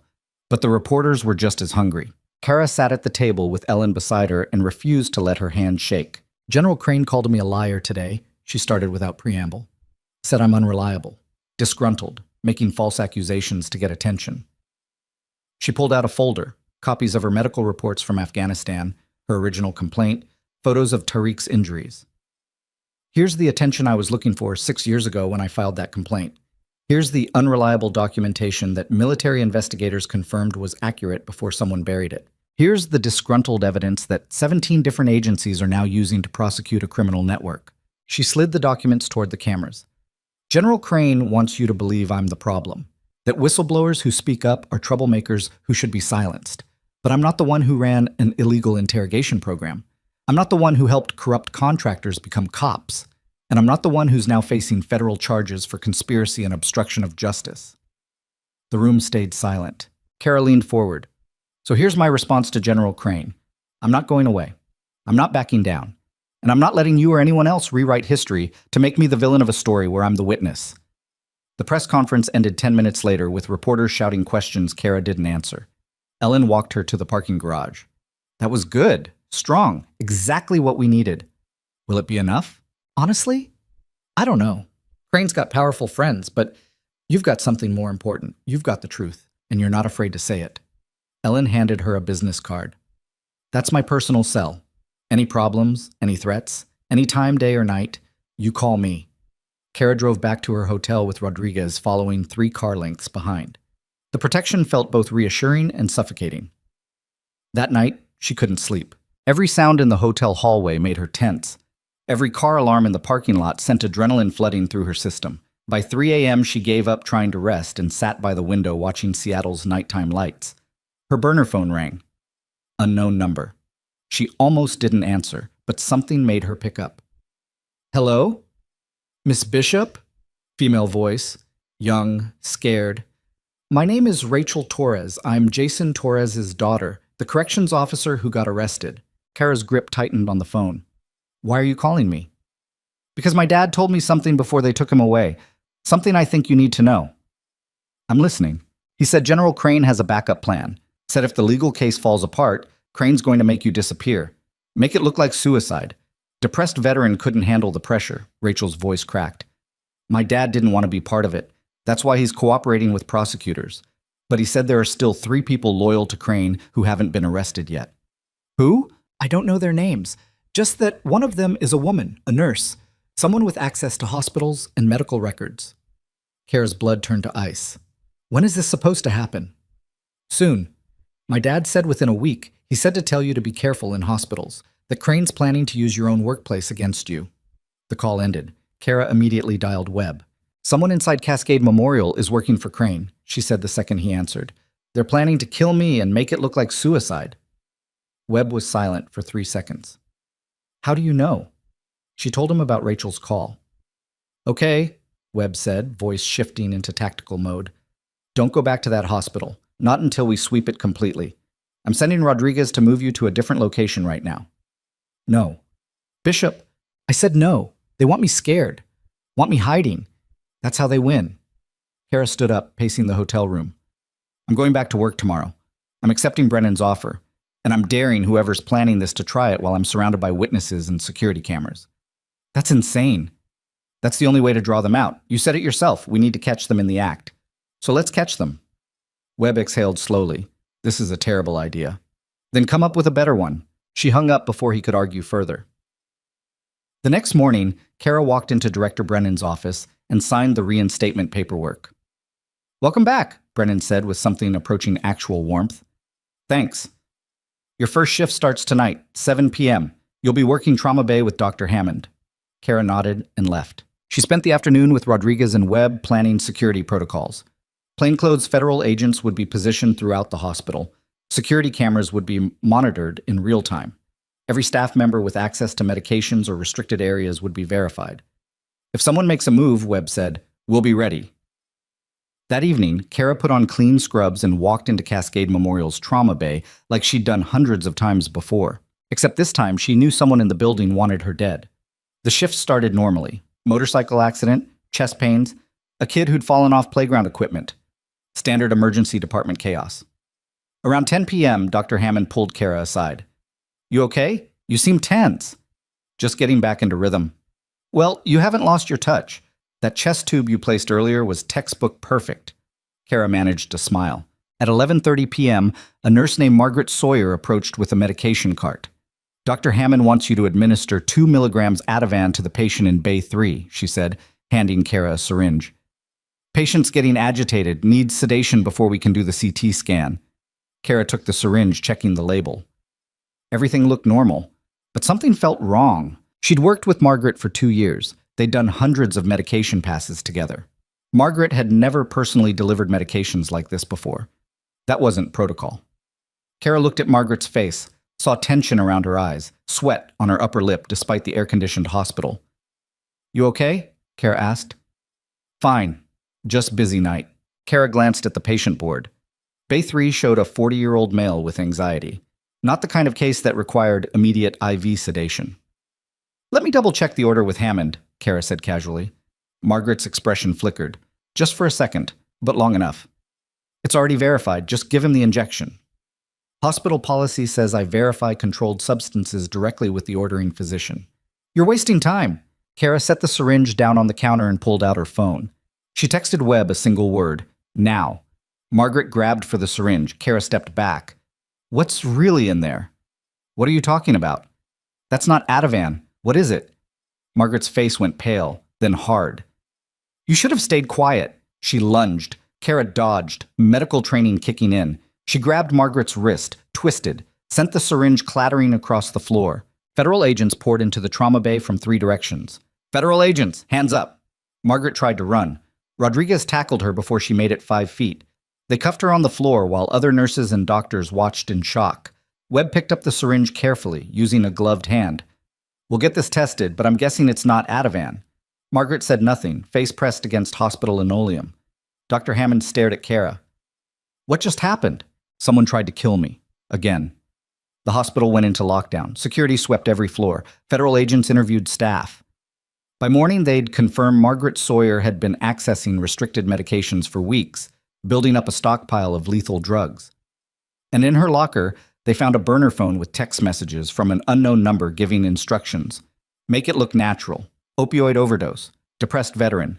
No one will question it. Webb traced the number to a phone registered to a shell company owned by one of Crane's former aides. The final piece of evidence connecting Crane directly to conspiracy to commit murder. The trial happened 3 weeks later. Federal courthouse in Seattle. Standing room only. Media circus outside. Protesters demanding justice. Counter-protesters claiming military persecution. Kara testified on the 3rd day. She walked into that courtroom wearing a simple blue dress and no makeup. And she told the truth for 4 hours straight. About Afghanistan. About Tariq. About Reeves showing up at her door. About 7 men trying to kill her. About a nurse trying to poison her in the hospital where she'd saved lives. The defense attorney tried to break her. Asked about her mental health, her panic attacks, her isolated lifestyle. You have PTSD, don't you, Ms. Bishop? He asked with barely concealed smugness. I have trauma responses, Kara corrected, from witnessing crimes and being targeted for reporting them. Those are normal reactions to abnormal situations. But you're not stable. I'm stable enough to work 12-hour trauma shifts saving lives while your clients were planning to end mine, so yes, I'd say I'm pretty stable. The courtroom erupted in murmurs. The judge called for order. Ellen stood for redirect. Ms. Bishop, why did you keep speaking up? Even when threatened, even when people tried to silence you? Kara looked at the jury. Because silence is how corruption survives. Because staying quiet protects predators, not victims. And because somebody has to be willing to say this is wrong and risk everything to make it right. No further questions. The trial lasted 2 more weeks. The jury deliberated for 6 hours. All 6 contractors, guilty on all counts. Margaret Sawyer, guilty of attempted murder and conspiracy. And Brigadier General Thomas Crane, watching from the gallery because his military tribunal was scheduled next, sat with his face carved from stone as federal marshals led his co-conspirators away in chains. Crane's own trial took 3 months. Military prosecutors brought charges of unlawful command influence, obstruction of justice, conspiracy to commit murder, and violation of the Uniform Code of Military Justice. Kara testified at that trial too. And so did 17 other victims. And so did contractors who'd flipped for immunity deals. By the time it ended, Crane was sentenced to 35 years in military prison without possibility of parole. Dishonorable discharge, loss of all pension and benefits, public disgrace. 6 months after the final verdict, Kara stood in front of Congress testifying at a hearing about military accountability and law enforcement reform. The system failed every victim in this case, she told a room full of elected officials and C-SPAN cameras.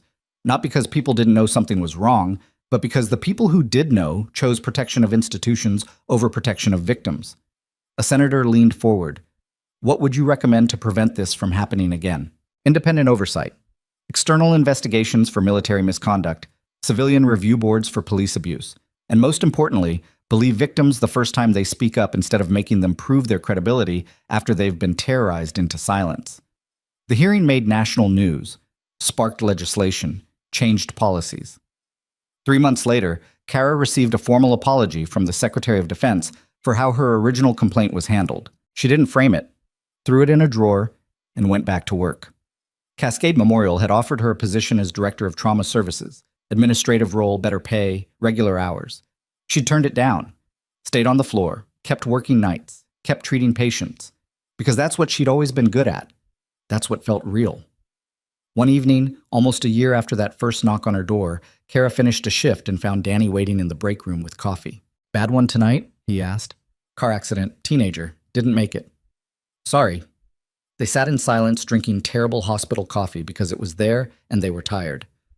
You ever think about what would have happened if you'd just opened the door that night? Danny asked. Cooperated like they wanted? Kara thought about it.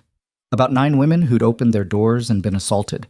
About victims who'd stayed silent for years because nobody protected them. About a system that rewarded compliance and punished resistance. I think about it all the time, she said. And then I think about the 43 women who came forward after I testified, who finally felt safe enough to report their own assaults because they saw what happened when someone refused to back down. That's 43 lives changed because I didn't open that door. Was it worth it? Everything you went through? Kara considered the question seriously. The threats? The attempts on her life? The year of looking over her shoulder? The nightmares that still came sometimes? Yeah, she said finally. It was worth it. Danny nodded. For what it's worth, you're kind of a badass. I'm really not. I'm just someone who got tired of being scared. That's what makes you a badass. Kara went home that night to a new apartment. Different building, better security, no memories of men pounding on doors. She'd kept the same furniture, though. Same couch, same coffee table, same life, just relocated. On her wall hung a framed photo from the congressional hearing. She looked tired in it, worn down, but determined. Beneath the photo was a plaque that Congress had given her, engraved with words she'd said during testimony. Silence is how corruption survives. Speaking up is how we stop it. Her phone buzzed. Text from Ellen. New client wants to meet you. Victim of police abuse. Says your story gave her courage. Can I give her your number? Kara typed back. Yes, because that's what she did now. Talk to victims who were scared, who didn't know if speaking up would destroy them. Who needed to hear from someone who'd survived the process? She'd become the person she'd needed 6 years ago when she filed that first complaint and nobody listened. Over the next few months, more messages came. More victims reached out. More women said your story saved me, or I found my voice because of you, or thank you for not staying quiet. And every time Kara answered. Every single time. Because she'd learned something in the past year that nobody had taught her in combat medic training or nursing school or Afghanistan. The system only protects people when those people refuse to be silent. Speaking up isn't easy. It costs something every time. But silence costs more. On the 1-year anniversary of that night, Kara stood outside her old apartment building. Crime scene tape was long gone. New residents lived in her former unit. Life had moved on. She thought about Mason Reeves, about Travis Holcomb and Derek Paulson and all the others serving federal prison sentences, about Brigadier General Thomas Crane in his military cell, about Margaret Sawyer who'd tried to poison her. She didn't feel triumph, didn't feel like she'd won some heroic victory. She just felt tired and relieved and cautiously hopeful that maybe the system was slightly better than it had been a year ago. Agent Webb appeared beside her. They'd stayed in touch. He'd become something like a friend. Thinking about what could have been different? He asked. Thinking about what comes next. What has come next for you? Kara looked at the building one more time, then turned away. Same thing as before. Go to work. Save lives. Help people who need it. Except now I also help them find their voices if someone tries to silence them. That's a good mission. It's the only one that matters. They walked to their cars in comfortable silence. Before she drove away, Webb called out, Hey, Bishop. She turned. You know you actually did it, right? Changed things, made the system better, saved people. Kara thought about the 17 women who'd testified, about the congressional hearings, about policy changes, about victims who'd finally been heard. I didn't do it alone. No, but you did it first. That's what mattered. She drove home through Seattle traffic, thinking about courage and fear and how they're not opposites but companions. About how speaking up doesn't make you fearless. It just means you decided the fear was worth it. About how the strongest thing you can do when powerful people tell you to be silent is to look them in the eye and say no. About how one person standing up doesn't always change the world, but it can change enough that other people find the courage to stand up too, and eventually those voices become too loud to ignore. Kara Bishop went back to being a trauma nurse. But she was different now. Not harder, not colder, just clear about what mattered. And every time she saved a life, every time she helped someone who was hurting, every time she answered a message from a victim finding her voice, she remembered that 3 nights in her hallway when corruption wore a badge and threatened to break down her door. She remembered refusing to open it, and she was glad, so incredibly glad, that the exhausted combat medic they thought they could intimidate had turned out to be exactly the wrong woman to underestimate. Because sometimes the most dangerous thing in the world isn't the person with the gun or the badge or the power. It's the person who refuses to be silenced. The person who says this is wrong and means it. The person who chooses truth over safety and courage over compliance. The person who, when faced with 3 armed men at 2:13 in the morning demanding submission, looks through the peephole and says not tonight and means never again. That person changes everything. And Kara Bishop was finally at peace with being that person.